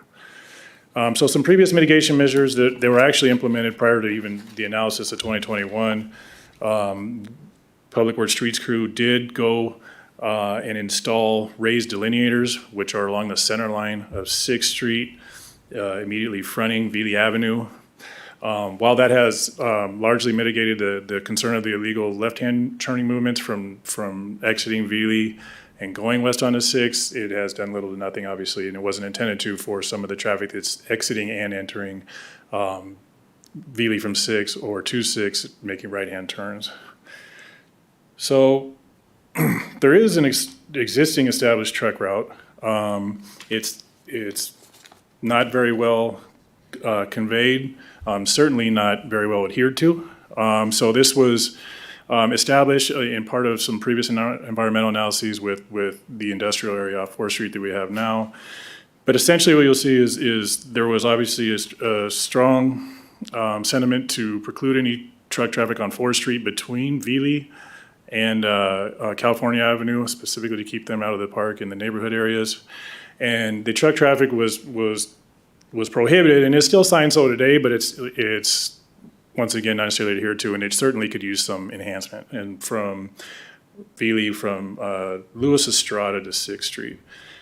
So the intended route was from the 10, and the intended route was never to enter from the 60, though that would be much harder to preclude because of freeway signage and other requirements that are effectively out of our local control.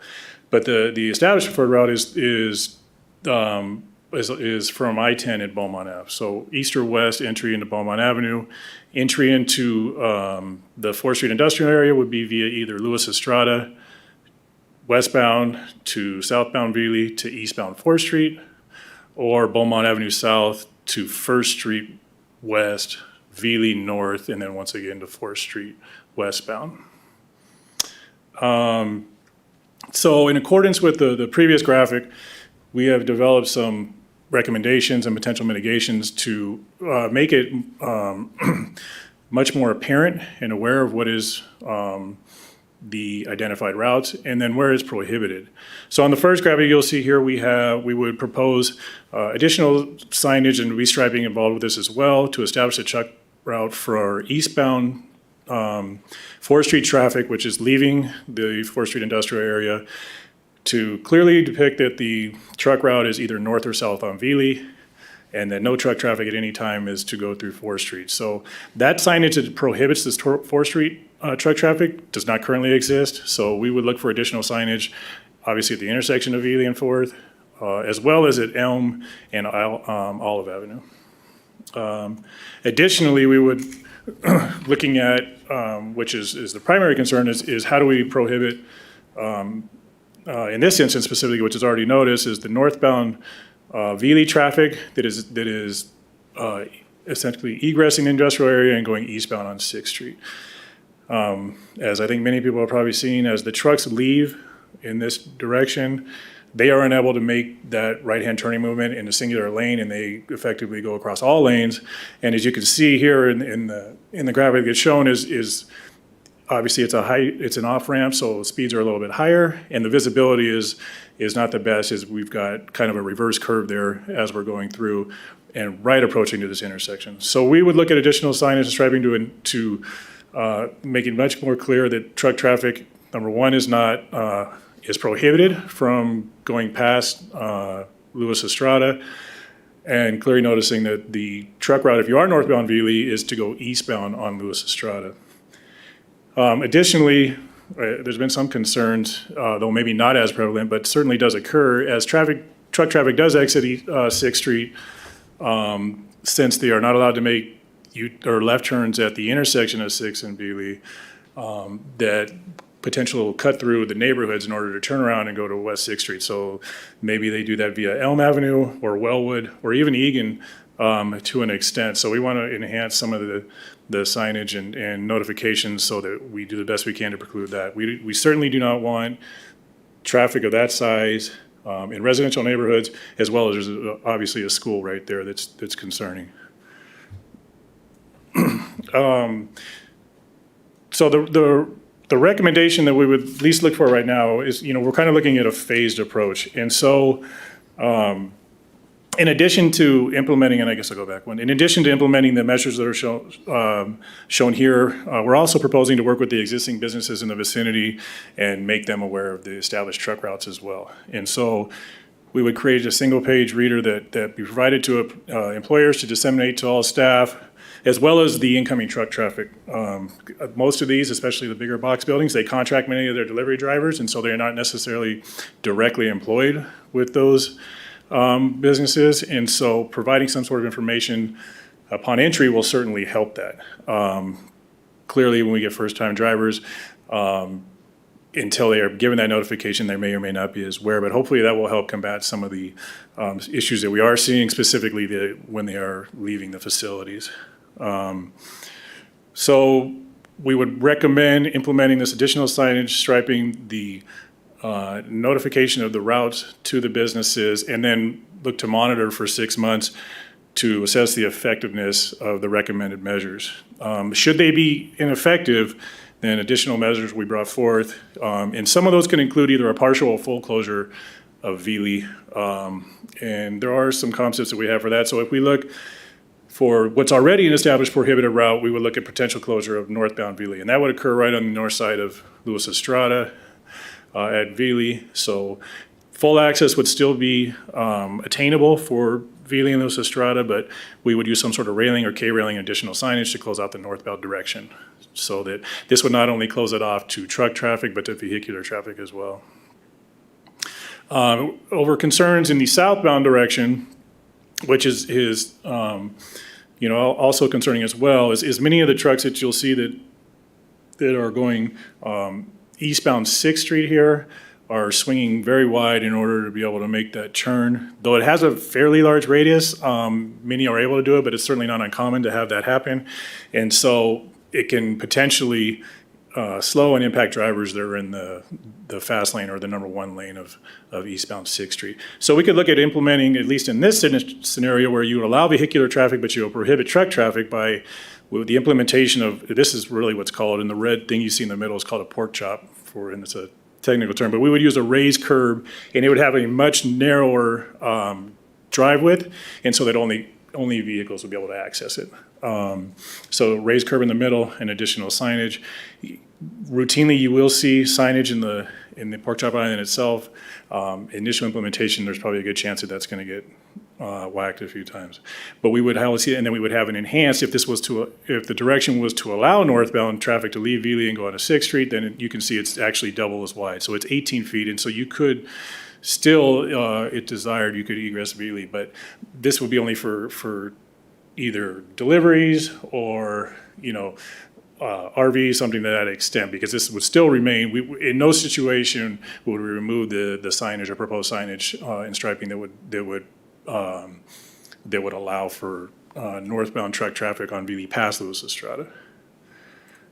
In this situation, we would prohibit all southbound traffic, so not only truck but vehicular as well. Similar to the way that was shown in a couple of slides ago about the northbound traffic.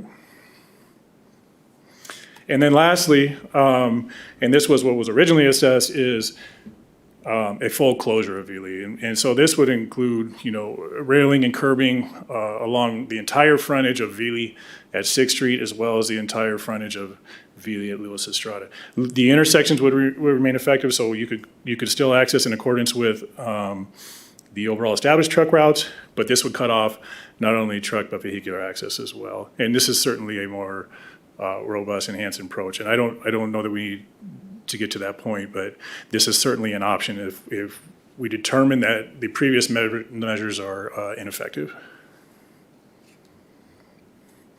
And then lastly, there's also been some concerns about the safety of the eastbound 60 to westbound 10 transition. And so, as you're well aware, the eastbound 60 transition, you exit the freeway effectively at 6th Street. You have to immediately merge left, which is in conflict with traffic exiting East 10 at 6th Street.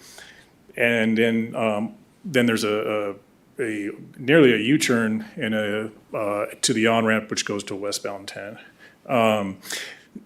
When the staff report was published, I did reach out to Caltrans and let them know that this was coming, and we had some concerns, and additionally to see if there was any planned projects, because I have never seen planned or anything in the future about improving that intersection at a local level, but this is entirely Caltrans jurisdiction. But they have reached out and said, no, they don't have anything in the near or distant future. So staff has responded to determine what the process would be for us to initiate the process to maybe enhance some safety mitigations there, since it is entirely, like I said, within their jurisdiction. And that's pretty much the overview. Staff is just requesting feedback and direction on whether or not to concur to implement the proposed measures. I'm happy to answer any questions. Yeah, actually, I was going to ask him, can you go back to the first photo that you had? And while he's doing that, do we have any public comments on this? I have no written comments and no notification of colors. This one or the first one is actually just the intersection, but you wanted the truck route, right? That one there. So I've got a question first, though. So you heard my earlier story about the truck getting off at the Beaumont. That almost looks like that's the truck route, to get off at Beaumont Avenue at going eastbound on the 10, get off at Beaumont Avenue and do a U-turn onto Luis Estrada. Am I seeing that correctly? Yeah, and so obviously the intent for eastbound 10 would be to go to First Street, but clearly as an established route, if you were going westbound 10 into Beaumont, you could certainly make that maneuver. But if you're going eastbound 10, getting off at that off-ramp, and then doing a U-turn right onto Luis Estrada. Yeah, and so and I don't have all the information on the previous analysis that was done with the environmental, but at least in conjunction with what we have seen is why you would have dual routes as well. So you would have First Street, so that movement would need to be to Beaumont to First Street. If they are making that movement, that's certainly challenging, but that would be primarily, at least the intent would have been, so that westbound 10 traffic exiting could go southbound Beaumont to Luis Estrada. Yeah, It's certainly not something that, they would not be able to revise if supported.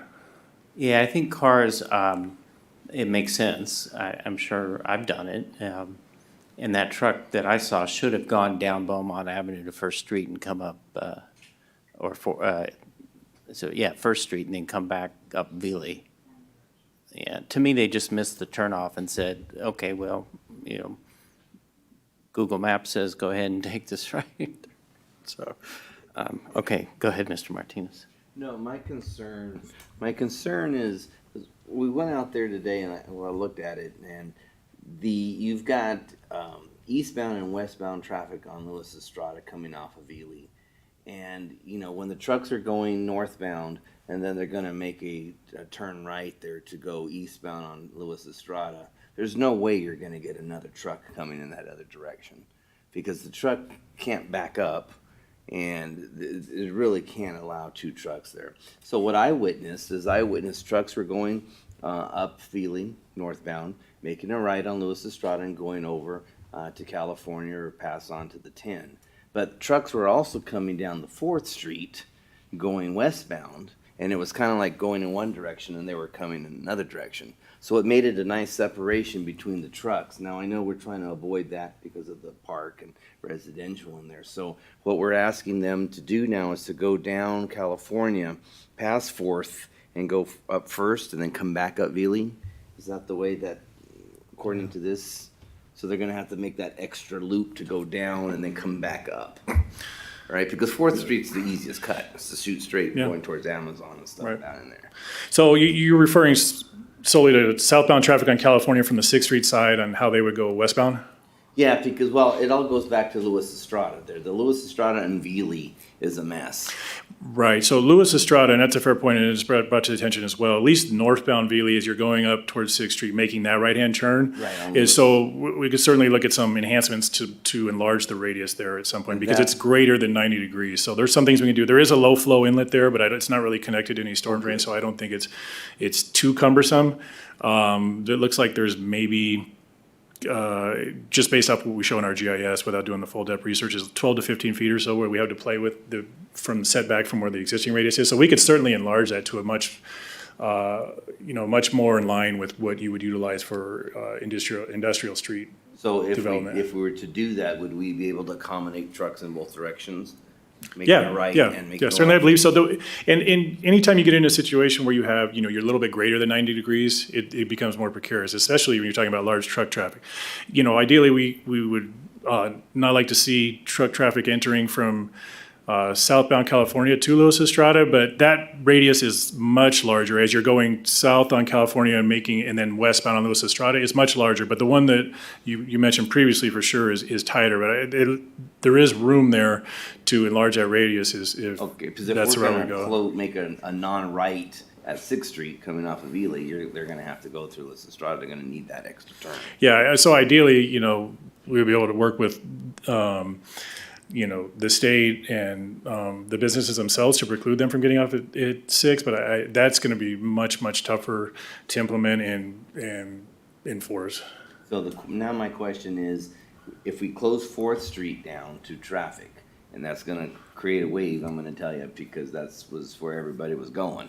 Because it's a straight shot to, So if you're gonna make them come down California and go to First and then come back up Veely, the advantage there is what? We're taking it out of the residential, out of the park area and making it divert around? Yeah, there was, two things. So there were specific concerns in the environmental for this a while ago about the impacts to not only, like you say, the park itself, but primarily the residents, right, and the cut-through truck traffic. And so I think these are some concessions that were made in order to, to mitigate that concern. But ideally, like I was stating, it is very possible for southbound California truck traffic to make a right on Lewis Estrada westbound. So they wouldn't have to go all the way down to First Street. They could go west on Lewis Estrada and then come down Veely. Well, that's assuming you fix that corner. Yeah, but the corner you're talking about, the southeast corner of Veely and Lewis Estrada, right, which primarily affects the eastbound traffic, but the westbound traffic, they certainly impact each other if you have someone swinging. But I think that's what I'm stating is we have taken a higher level look at that intersection, and I think it wouldn't take much in order to be able to increase the radius for that specific location. And my last comment, Mayor, is that you mentioned in here that you would, reach out to businesses and stuff. Is your plan to reach out and get feedback first before we go and do all the changes and hear their comments kind of? Well, the plan was to develop a detailed map of the established truck routes and provide that information, disseminate that information, and have them relay it to their drivers and their employees. Without having discourse? Well, this is established, so we certainly could. We could certainly have discussions. I have, candid discussions with some of the developers out there, and they support some of these. Some of the existing businesses have been concerned about closing. If we got to a situation where we were physically closing either a northbound direction or southbound direction, then we've gotten some pushback. But regarding well, the 4th Street's going to create the pushback. The 4th Street. Right, and this is established. It's just that it's the posted no truck traffic on 4th Street is not there, but it's clearly established on either side that the truck traffic once you get to the 4th Street and Veely intersection is supposed to go north or south. Okay, all right. So this is the existing truck route. So 4th Street is already officially closed to trucks. They just don't know because there's no signage there. Yeah, and I don't know that it's per se closed. It's just not part of the established route. Okay. And if we had full Potrero interchange, we could require all the east-west, all the traffic to come off of there, correct? And solve all these problems? Yeah, I don't know how we would effectively be able to have all traffic go through there. It'd be hard to implement or to enforce, but I think that just from an efficiency perspective, that much of that would just work itself out. It would probably be in conjunction with some of these things that we are recommending now, but it would be much more efficient for many of those businesses and their drivers to come from Potrero. What I mean, I agree. What I mean is that there's no reason a truck driver would want to go anywhere other than off of Potrero unless you were coming down to some of the areas like Paracone and some of those, right? Right, or if you're getting incoming traffic from eastbound 10. Can't you still get on the 60 and go? Yeah, oh yeah, absolutely. Potrero? You can. They would just be doubling back. So I think that, like from an efficiency perspective, some will do that, but there are some that are still taking the shortest route, and they would most likely exit Beaumont and go south. The predominance of traffic, I believe, is from westbound. But we will have 3 new motor officers, and $10,000 a day could help us a lot. So, anyways, Mr. Lara. Just do all he's still mayor. Always thinking. So what you've indicated, I think I understand, is that the truck routes have already been established based on the EIR that was required for the new warehouse buildings that were being built over there, correct? Right. And I don't know if it's from a singular EIR, but previous environmental analysis is what established these truck routes. And you did reference a phasing plan, which I do like. I think that would be beneficial. I really wouldn't anticipate the closure at this point of Veely because of the need for it at this point. Hopefully we can get Potrero working, but I think really we need to And I don't know if it's possible, you know how sometimes you drive on the freeways and you'll see on the actual freeway itself, rather than a sign, the, you know, South or S91 or East 91.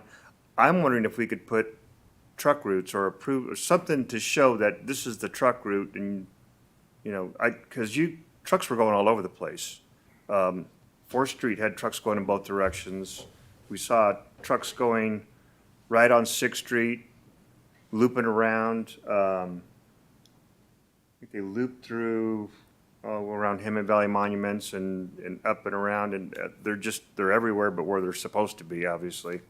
So I like the phased approach. We really need to get the businesses buy-in on this. I think making sure they have electronic copies of the truck routes so that there's fewer excuses not to comply with the truck routes. And then obviously we'll need chief's support to get increased patrols out there to remind the truckers where they can and can't go, where they should be going.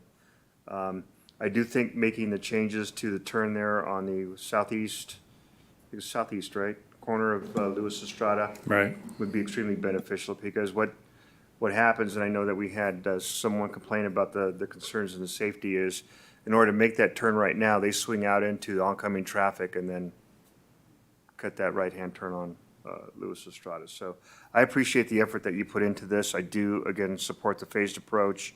I think phase 1 should be reminding the warehouse business owners where they can and can't send their trucks. And then I guess the next step is going to be making sure that we remind them with our officers, a friendly reminder of where they can and can't be. And we'll see how it progresses from here. Thank you, Mayor. Thanks a lot, Mr. Hart. Appreciate it. Mr. Finn? Yes, thank you. Oh, so that I understand it correctly, all truck traffic 60 and 10 freeway eastbound are expected to exit Beaumont Avenue, correct? Yeah, that's certainly the established route. No, it's not explicitly prohibited. The traffic exiting 6th Street to southbound Veely is it's just not part of the established route. We could certainly look into what we could do to prohibit that and work with Caltrans, is Councilmember Lea said about either establishing additional signage, whether it's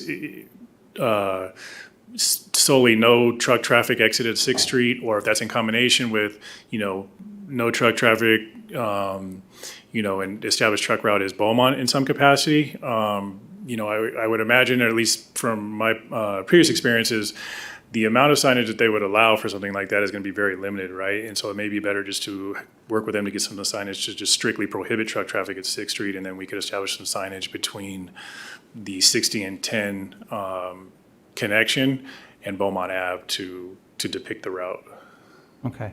And then so I think we covered the truck stuff quite a bit. I still see a lot of regular vehicle traffic coming in off the 60 and 10 freeway eastbound, exiting onto 6th Street.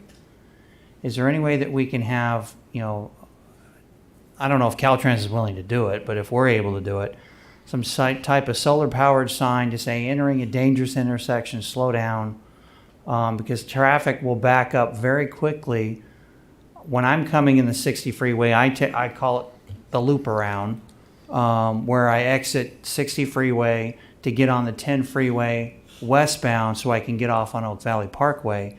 And that you only got room for basically one car in the waiting lane while you're waiting for the 6th Street westbound traffic to either enter onto the 10 freeway or the 60, and you misjudge them and they go on the 60 and you thought they were going on the 10 and you try to jump it, you're in a problem. And so if there's something that we can do to help for signage through there, because again, as you pointed out, you've got that merge from the 60 to the 10, and then you've got that turn. We need to slow the traffic down for starters. Right. And then I don't see too many trucks coming that direction, but if somebody's coming from out of town and coming down the 60 and they don't see the sign that know they're supposed to exit Beaumont Avenue, they're going to come down, see that, and then want to make that turn on Veely and then just totally jack everything up. Yeah. If they did exit there, then they would be expected to turn on California and turn right and then head down that direction, correct? Right. So Okay. we reached out to Caltrans, as I stated, to kind of initiate the process, and that'll certainly something we would discuss with them. That, maybe is an easier path and low-hanging fruit. What can we implement now? It'd be nice to see long range, obviously a complete overhaul to that interchange, but that is something that's not going to happen for a while, especially if it's not even in a planning phase. So that will certainly be part of the discussions. It's a good point, and we'll bring that up in potential mitigation measures that we can implement, relatively quickly to alleviate some of those. Okay, and so I like the idea of the phased approach with the signs and so forth, starting with that. We had Traffic Armageddon Part 2, that just happened, where that intersection at Veely was blocked yet again, and California. And so it all points to Potrero getting that finished, that would certainly help. But I think if we had some extra signage and what was proposed there, that's at least something that we can do for now that doesn't cost a whole lot of money to show the public we're trying to do something. But again, I think we need to slow the vehicle traffic coming in off the 10 and the 60 on that 6th Street exit because it's terrible. Right. So, thanks. Mr. Santos. Thank you, Mayor. Hey, Jeff, I like the, existing truck route in here, looking on, especially utilizing the Luis Estrada Road. We haven't done that before, right? This is a new route, right? No, it's a sign route now, not very well, but it is a sign route right now, and I think underutilized for sure. Okay, yeah, very seldom to see trucks going on that direction. And then I like the idea of lowering the radius in there in the corner on that. And then on that, the signage. I like your figure number 1 signage you have on that, putting on this is good. And also your figure number 2 is very good. I think that will blend on this ideas we have on this. Now, on my thinking and the way I see the plan in here, can you put it back again on the existing route, please? Thank you. Since you have a communication with the Caltrans, if you look on the they have on the Luis Estrada, on the end of that going on the west side of that, Caltrans owns that land.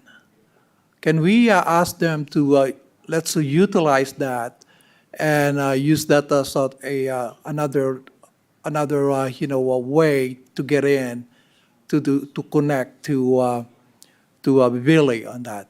I don't mind if the truck route or another cars could utilize that to lessen using the going to the 6th Street on that. Do you follow what I'm saying on that? Yeah, I do. And so we can certainly at least take a higher level look at it here, and as we have conversations with Caltrans, bring that up. Is that something that we want to take a deeper dive into? Oh, good. Yeah, if you could, because that will lessen the traffic on the 6th Street. If you could utilize that on that side, that would be good. I mean, other than that, I think the flow on this existing track route is very good. Plus the 2 figures you add on that, and then hopefully you could communicate with them on that end of the Luis Estrada on that. Thank you, Jeff. Good job. Thank you, Mayor. I agree with everyone else. I like the phased approach. I do appreciate that after the last time we discussed this, all of the fallout we received about closing Beale, that we now have an option to consider phasing that in and phasing in the signage. So thank you for that. And I think you have the direction that you need from us. Yeah, I think we do. All right. All right, thank you. Thank you. We'll move on Thank to you. item 21. Mayor, can I ask a question? So we're proposing this as a phased in. Can we bring back a report in 4 months, 6 months, just to follow up to make sure that we're still moving in the same direction? So we will have phased in the signage, and you're going to take 4 months to review how it's working? Yeah, Yeah. let's see how it goes. Yes. Right, so it'll take a few months to get implemented, and that's what we were proposing, at least in the staff report, was to monitor for 6 months, see if we had some decent data to come back and, Yeah, I think if we 6 need months additional sounds measures. good. After the Yeah. first of the year. Yeah, that would Okay. be good. All right, thank you. Item 21, review and discussion of continuing or rescinding the local emergency declaration established via the adoption of City of Beaumont Resolution Number 2020-07, adopted on March 17th, 2020. Staff report, City Manager Gibbs. Thank you, Mayor.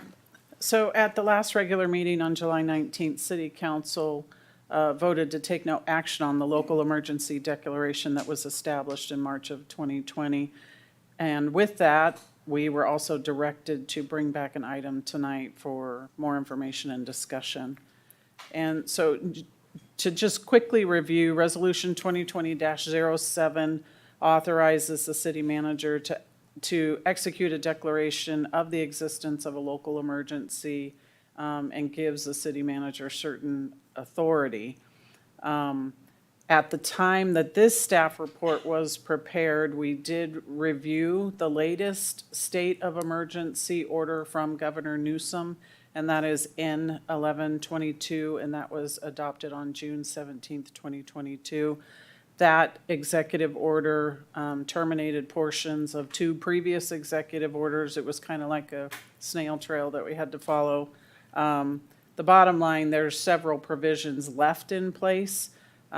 Those include out-of-state medical, orders relating to out-of-state medical personnel, licensing, waivers of licensing, and some other requirements having to do with the State Department of Public Health. So the item before you has a couple different options that you can take and discuss. The first is rescinding the resolution that was adopted in March of 2020. So should council decide to rescind that local emergency declaration because it's no longer required, what it does in essence is it no longer allows the city council to utilize Assembly Bill 361. That Assembly Bill gives the authority to council and the city to have remote meetings. So your Economic Development Committee, your Finance and Audit Committee, and your Planning Commission, as well as the City Council, can utilize remote meetings, meaning if a member of the body needs to Zoom in for one reason or another, the emergency declaration allows that under Assembly Bill 361. That Assembly Bill is in effect until January of 2024. If council rescinds that, there is no option at this time to utilize what we call the remote teleconferencing. If you leave it in place, if you leave the resolution in place, it does need to come back every 60 days for review and approval. So those are the 2 options, and so the recommended action is to review and discuss the resolution and take no action, keep the existing declaration of emergency resolution in place, which allows you to use Assembly Bill 361, or direct us, staff, to bring back the resolution at the next city council meeting for rescission. And then with that, direct staff to notify all the other governing bodies, the committees, those members, that from now on, they need to meet in person because Assembly Bill 361 would not apply to this city. And so with that, I'll take any questions. Actually, the governor just issued another state of emergency in the last couple of days, I believe. He has. He has. I don't know how that's going to impact our moving forward. The one question I had on this one is, I think we originally put this in place, and then every time it's come up to seriously consider removing it, the response we've gotten from staff is that it provides the city manager the ability to take action without having to wait for a council meeting to take action. Correct. So my question to you is, how often has that been, first of all, in your short term as interim and now permanent, how often have you had to take action that you couldn't wait till the next council meeting to take? None. Okay, and do we have any idea how often we had to do it in the past? Maybe, let's not go back 2 years, but let's say just in the last year.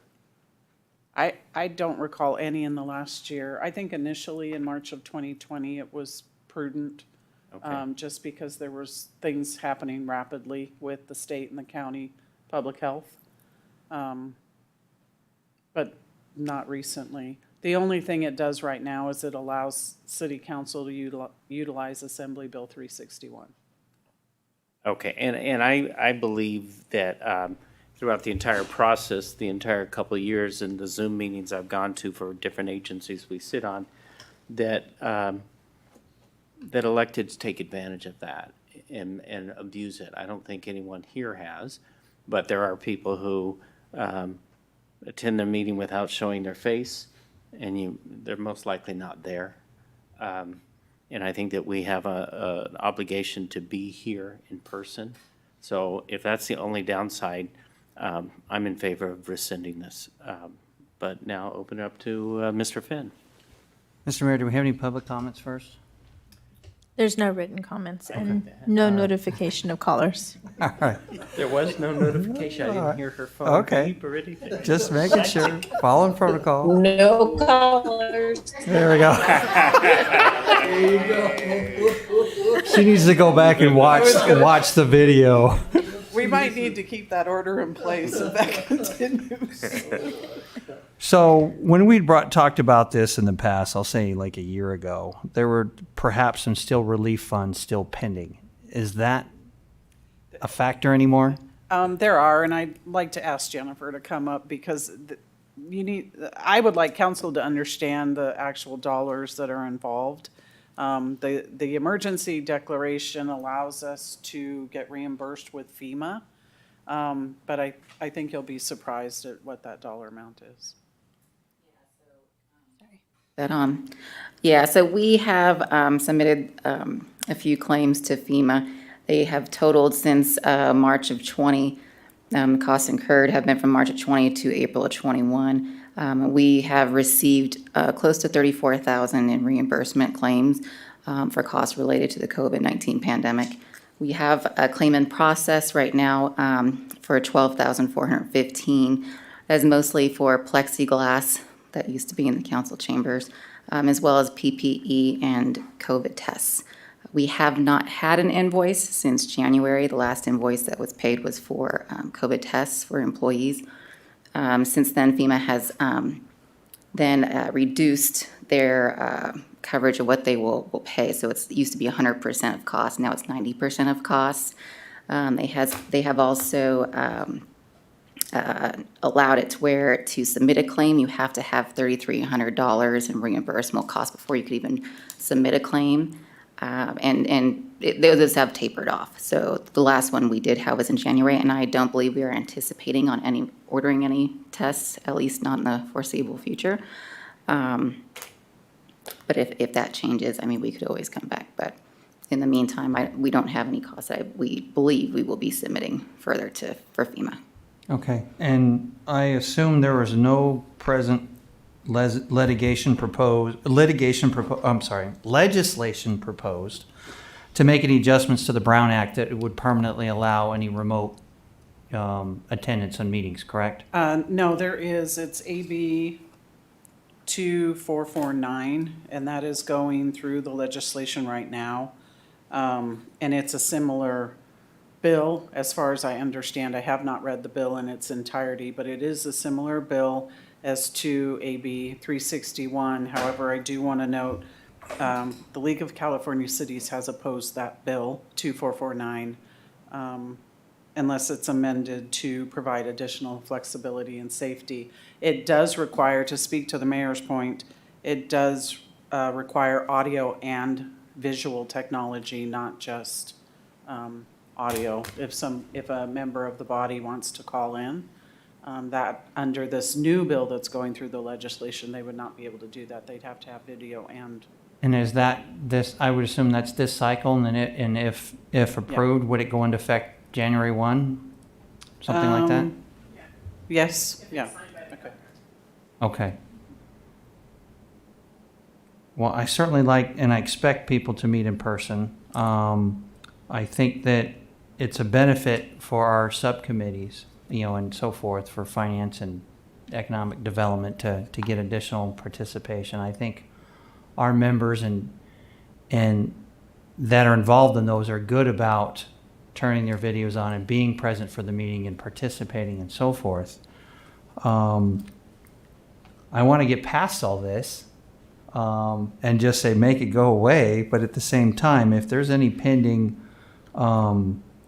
requests for refund and so forth, and if it could affect that in any way, I don't mind just keeping this until January, till the state makes a decision one way or another, either with new legislation or that the current one expires out. That's my comments. So I know there's more comments, but real quick, do we have to have the order in place to be able to request reimbursement from FEMA? Is that a requirement? That is a requirement, correct? Yeah. Yeah, FEMA requires the state of emergency in order to be reimbursed. Okay, Mr. Laura, I'll let you go next. Thank you. Thank you, Mayor. So just to touch on it, I think, have we had a chance to reach out to any other committee members to see if they have concerns in regards to meeting in public or preference? I asked our deputy city clerk to do that, yes. From the responses that I received, I got, I think, 13 or 14 responses. About 10 said that it would not affect their participation. There were 3 that said it would affect their participation, 1 from each board. Okay. So, Mayor, and I'm glad you brought this up. The FEMA reimbursement, obviously, this year has been null, and it sounds like we're on the tail end of this, so I think the city could probably cover any need that pops up, at least at this point. My bigger concern is the trouble that we're having getting quorums on these committee meetings, and so I think having the Zoom option at this point is critical in that regard. I'm with you. I don't like the the name popping up or the static picture. It's just seems like sometimes those folks are lagging behind or they don't pay attention to what is going on. That doesn't occur here in the city, and I've known that everybody does take part, but I just think having that option, because you do have some members of our committees that are concerned about participating in person, at least at this point, is a viable tool that we can use it just to make sure that we're meeting quorum on these other committees. Other than that, I don't see a benefit to having the emergency declaration at this point.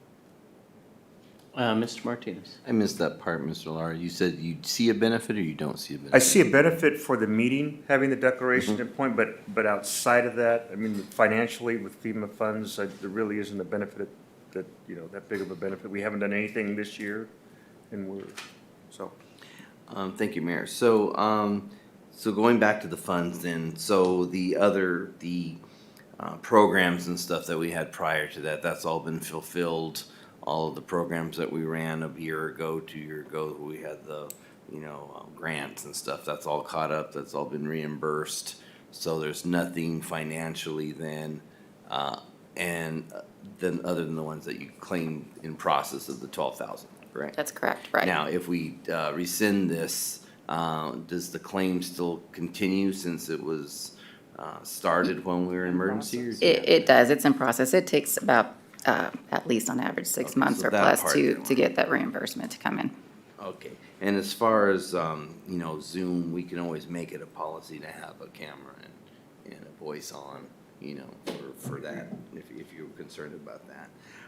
So I'm kind of on the fence here. Emergency status to me shouldn't be taken lightly. it delegates authorities and powers that are very critical.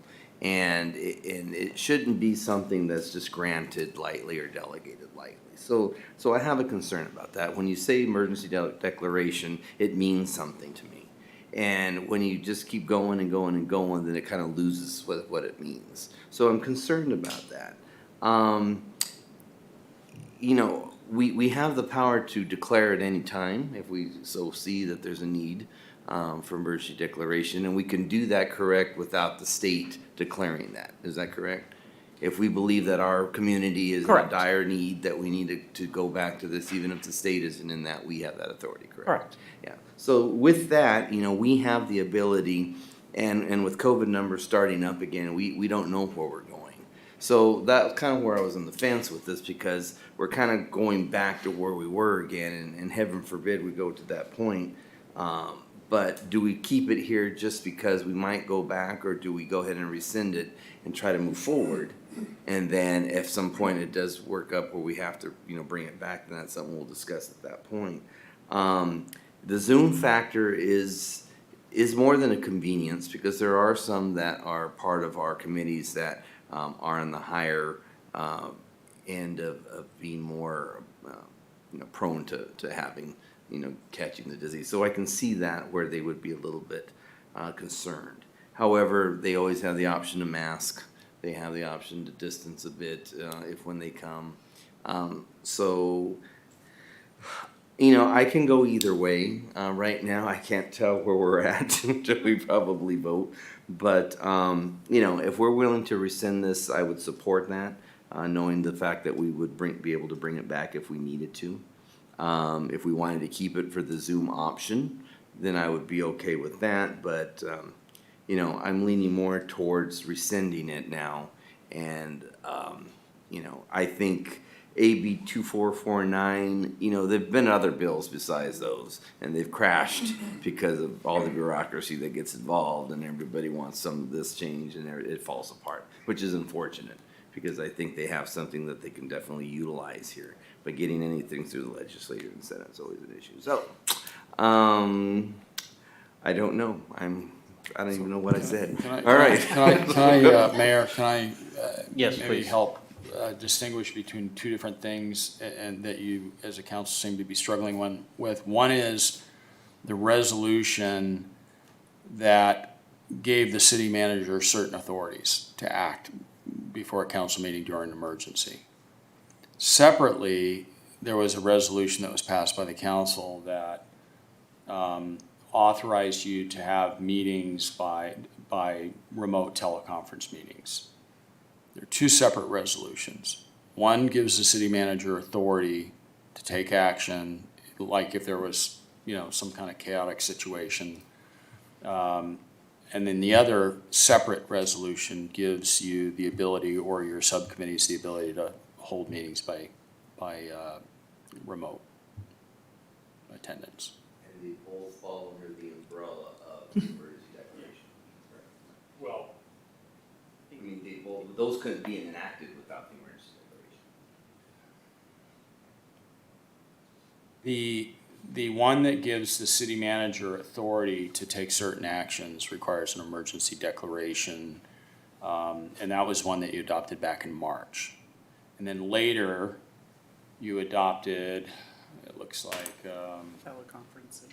yeah, the teleconferencing was done in, I don't remember when it was first adopted, but not, it was much later than that. That was later that we adopted that, I believe. And maybe the city clerk can weigh in on the date of that, but if she knows. But they're two separate resolutions. So, and I hear the council struggling with, well, on the one hand, we've given this authority to the city manager, we've never used it, but on the other hand, you know, there might be some advantages to remote meetings. I mean, I'm not opining one way or the other, but there seem to be two different issues that you're grappling with. And you could leave, in my opinion, you could leave the teleconferencing order in place, but cancel the declaration giving the city manager authority to take action that they've not had to actually utilize. But does the teleconferencing resolution fall under AB 361? It does. Falls under I thought it AB was just 361. the, but AB 361 is only effective with the state of emergency. Well, there's a state of emergency through the state of California. So that's what I was There's gonna ask still- you, there the still state, is. we as a city declared a state of an emergency. That was not predicate that the state had declared an emergency. The city could have done that even if the state had not. But with the teleconferencing, we could not have done that if the state hadn't said it was okay for us to do that. That's right. That's right, because it was a modification of the Brown Act, and it Right. was allowing you to conduct meetings not in compliance with the typical requirements of the Brown Act, which are that if you're on vacation or you're ill and you want to attend the meeting remotely, you can do so without giving any notice, but under the old rules, you'd have to post the agenda at your home. You'd have to allow the public to come into your home if they wanted to attend from that remote location. You have to post the agenda here at City Hall listing the address from which you will be attending. So it's kind of a cumbersome, arcane rule. And under AB 361, it allows people, if they decide, gee, something's come up today, I'm going to attend remotely, the planning commission or whatever it is, they can do so. Or if somebody in their house has become ill and they don't want to expose other people and, they just learned that day or the day before, they can still attend remotely if they want. So rescinding the state of emergency, the city council can use AB 361 because of the state of California. Okay, I didn't. There is a provision, and Mr. Pinckney, tell me if I'm incorrect, but I believe that it states that every 30 days, on a 30-day basis, city council would then consider the continuance of teleconference by reevaluating the state of emergency circumstances. In order to continue, the legislative body has to acknowledge that the following circumstances exist, which is a state of emergency continues to directly impact the ability of the members to meet safely in person, and that state or local officials continue to impose or recommend measures to promote social distancing. Yeah, so it's masking or social distancing, and under the Smarter Plan, which remains in effect, it does recommend masking still. The League of California, the League of Cities has come out and said that you can continue to do it. So the way you would do it is you'd adopt the resolution. It's 2022, I don't know what the remaining numbers are, that allows you to continue to meet remotely. It's a separate resolution, and you would be depending on the state of emergency adopted by the state, and the Smarter Plan, which, authorizes masking. We've got a new ruling regarding an emergency that just came out in the last, 24 hours or so. That's related to the monkeypox. Yeah, that's true. But you can continue to meet remotely if you want to. Okay. And you do it. Without the state of emergency. Without the city state of emergency, you can continue to do Understood. it. But you would do it by adopting the resolution of the city council of the city of Beaumont proclaiming a local emergency, and that then allows you to meet remotely. There are two separate resolutions. One declared a state of emergency, authorized city manager to take certain actions. The other declared a state of emergency that authorized you to meet remotely. Okay, Two and separate things. I hate to drag this on, but just to be clear, because you threw something in there at the end. So we have already declared two state of the emergencies, or if we get rid of the city manager state of emergency to keep the Zoom meetings, we have to issue another separate state of emergency? No, you've already Done adopted two. Okay, good. One Okay. was to give the city manager the authority to do certain things. The other one was a declaration of a state of emergency by the city council, Okay, I think. authorizing remote teleconference of your meetings. Okay, so I think we got it now. I know there's still a number of comments to be made, but I want to jump in. I do believe that what Mr. Martinez brought up is the fact, is that as this state of emergency drags on, it becomes less and less relevant, and therefore less and less doesn't make sense to do it. However, your suggestion that we could require people to keep their video on during a Zoom meeting, I don't think would work, because then you're gonna have people who say, well, I don't have a camera, or, what's that? Then you don't use it. Well, then they have to, so what I'm saying is we can't require them to show their face. Well, I mean, we could require them, but we're gonna get pushback that we're already thinking about just by saying we can't do a Zoom meeting, anymore. So I just can't imagine it, as we brought up the point, and I get told by my kids all the time, is that these boomers don't know how to use the camera, even if they have it. But, as you pointed out, we have a lot of, or I think Mr. Lara pointed out, we have a lot of older people on these committees. Okay. Some ages did, but it wasn't me. So anyways, it looks like, so I would recommend that we, and also I also believe that this new declaration, I'm of the mindset that it's the declaration of emergency by our governor has been a benefit to him to be able to take control and to have his, and to be able to continue to control what we do. And I can't imagine that he won't let this, the latest one, continue to expand. So at this point, I think we drop the city emergency for the city manager, because we can do a special meeting if we need it within a couple of days. We've also dealt with emergencies before with the mayor acting on behalf of the council. So I don't think we need that. At least, we're starting to take back some of our control. But I don't see how we're going to get rid of the ability to have the Zoom meetings if we have people still on the boards that want it. I guess we're done. Do we need, so I guess I will move to rescind the city state of the emergency that enables the city manager to make decisions and take action without coming to council, and that I move that we continue the other resolution that keeps in place the ability to have remote meetings. I'll second that. Roll call, please. Councilmember Lara? Yes. Councilmember Santos? Aye. Councilmember Fenn? Yes. Mayor Pro Tem Martinez? Yes. Mayor White? Yes. Mayor, can I have a point of clarification? So Sure. the other resolution wasn't on the agenda. And what I understand is, since we're rescinding 2020-07, which is the authority for the city manager, there's no time to notice. Oh, never mind, we don't need it. We could bring the We could bring it back at the next meeting. On the Because 16th. it's not on the agenda is my concern. But isn't it coming back every 30 days anyways, and next time it What- comes back, we can just say, no, we don't want to continue? And it was on the 19th, so it'll Okay. come back anyway. But Okay. just as a reminder, was it passed, the emergency resolution to continue the meetings remotely? Was that passed at the last meeting? Yes, that expires October 16th. I'm sorry, August 16th, yeah. August 16th. Okay, all right.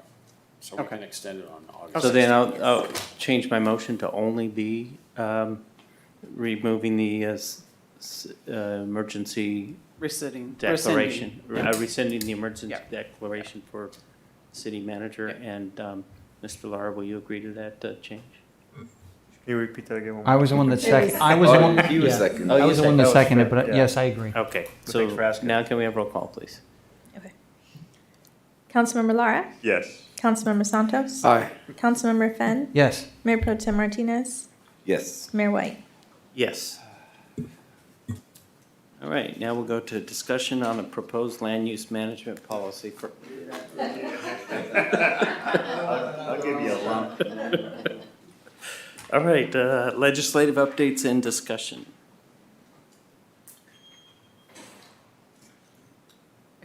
Do we have item 23? No? Park projects? No, we're Oh, not there okay. yet. All right. We're just after 22 that got moved. Okay. So for legislative update, the ledge just went back into session yesterday. I did manage to pull up the Bill AB 2449 that was just referenced. That bill is in process. It's ordered to third reading tomorrow, so it will likely advance out of the assembly. So we'll monitor that for a couple weeks and bring back an update again on this at the next meeting. Same as we will with all the other bills that we've been tracking that are pending. So now that we're back in session, we'll be able to monitor those over the next week or two and have a much fuller update for you at the August 16th meeting. That concludes my report. Any questions, comments? Okay, so we'll move on to item economic development update.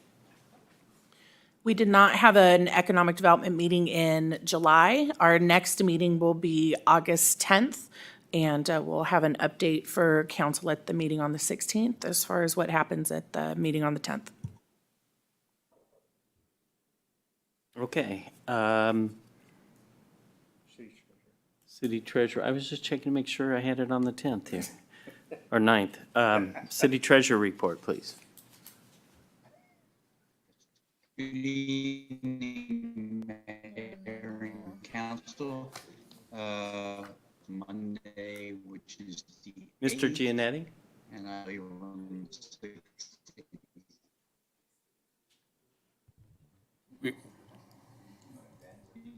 Sounds like, Yeah, he's having the same problem. Mr. Giannetti, we can't hear you correctly. but I want to just note that we had no problem hearing members of the public that wanted to make public comment. Correct, and we are streaming, yes. Okay. Maybe you can borrow the call-in phone. Okay, I guess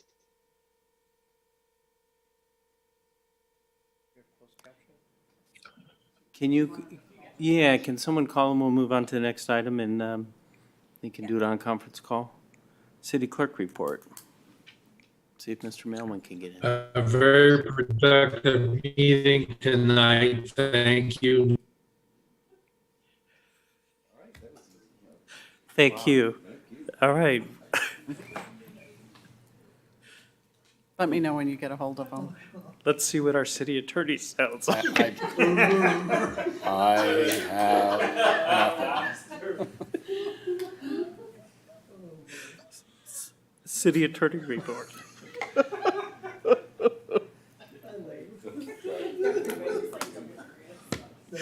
Okay. City manager report. In your packet is a park projects at a glance that's similar to the transportation update. We are actively spreading that around town, social media, et cetera. If you need more copies, let us know, but we ask that everybody, when they go to different events, to pass those out. Going back to item number 11, I will work with the city attorney's office on the public hearing notice. And if needed, either report back at the next meeting or bring it back at the next meeting. On a personal note, I would just like to thank council and staff for your continued support. It's humbling, if I can say that. I do want to mention that I can't do this job without my family, and so although I know my husband isn't listening to this, I want to say thank you to him and also a happy birthday to him tomorrow. I couldn't do this without him. Get your hard hats out and dust them off. We're going to have a groundbreaking for a fire station. Yeah, buddy. And you may already know this, but I just found out an hour ago, we have a number for our fire station. It is officially Station 106. 106. Yeah. And that's all I have. Okay, future agenda items. Do we have any requests? Seeing none, we'll move on to council reports. I believe we have Mr. Genetti on the line if you want to jump back to that. It's Oh, up to okay, you. yes. Mr. Giannetti, can we hear you? Hold on just a second. Can you hear me? Yes, we can hear you. Go right ahead. Okay. Yeah, I had trouble several times tonight with presentations that cut out for 5 minutes. I have no report. We had no meeting in July. Our meeting is next Monday. And that's all I have. Thank you, Mayor. Thank you. Sounds like Lou Gehrig, baseball park. Council reports. We'll start with Mr. Martinez tonight. Thank you, Mayor. So RCA was dark in August. I attended 4 land use mitigation committee meetings. Got a couple more coming up. And I'll be meeting with the Memorial Committee tomorrow to look over some applications for the Veterans Memorial. And that is all. All right, Mr. Santos. I have nothing to report, but I'd like to say congratulations to Olivia on Cody. I mean, I didn't, mention that last meeting. And Olivia, I got the card. You beautiful, man. I mean, you got a beautiful kid. Thank you. Mr. Finn. Yes, thank you. The only thing I have to add is that yesterday I attended the grand opening for the Opportunity Village in Banning. It's a temporary housing facility off of Bryant Street. If you've driven past the 10 freeway and looked up to the right heading eastbound, you see a homeless encampment. They've cleaned that up, and now they're little white portable pods that are there. They have 20 shelters currently. They have a restroom facility. They have on-site counseling as well. The goal is to have residents there no longer than 90 days, and then it be a temporary emergency housing for them and help them to transition into, permanent housing, elsewhere. They do have another restroom and shower facility that's under construction that will be coming out. It was well attended by members of the public, and I wanted to show my support on behalf of the city to show that, hey, we're all neighbors in this. We can all learn from one another, and I commend the city of Banning for tackling a difficult problem. And what do they call those? I'm not sure what they call the structure, but the facility is called Opportunity Village, and there were reporters out there and so forth. So keep an eye out on social media, and Channel 3 News was out there as well. And so I think if you look out there, there's probably some information on it hitting the papers and so forth. Mr. Hewitt was there with his staff, and I think I covered everything. Okay. So, all right. Thank you. Thank you, Mr. Finn, for attending that. I had it on my calendar, and a week or two ago, I couldn't remember what Opportunity Village was, and so I missed it. So I appreciate your being in attendance there. And Mr. Lara. Well, thank you, Mayor. Last Friday, I had I went to an event, a Touch a Truck event. Parks and Rec put it on. Took granddaughters and family there. It was a great event. We actually partnered with Beaumont Cherry Valley Recreation and Park District in that event, which was great to see them out there. And it's nice to have a partnership. That's something that the City of Beaumont's tried to cultivate in the past, and so we've got some success there with Beaumont Cherry Valley Recreation and Park District. I would recommend that you all attend. And this Friday coming up is Movies in the Park. So don't forget to get your popcorn and be out there. Thank you. That's all I have, Mayor. Okay, thank you. I have nothing to report, so I will adjourn the meeting before 11 o'clock at 10:51. What? No hamburgers, but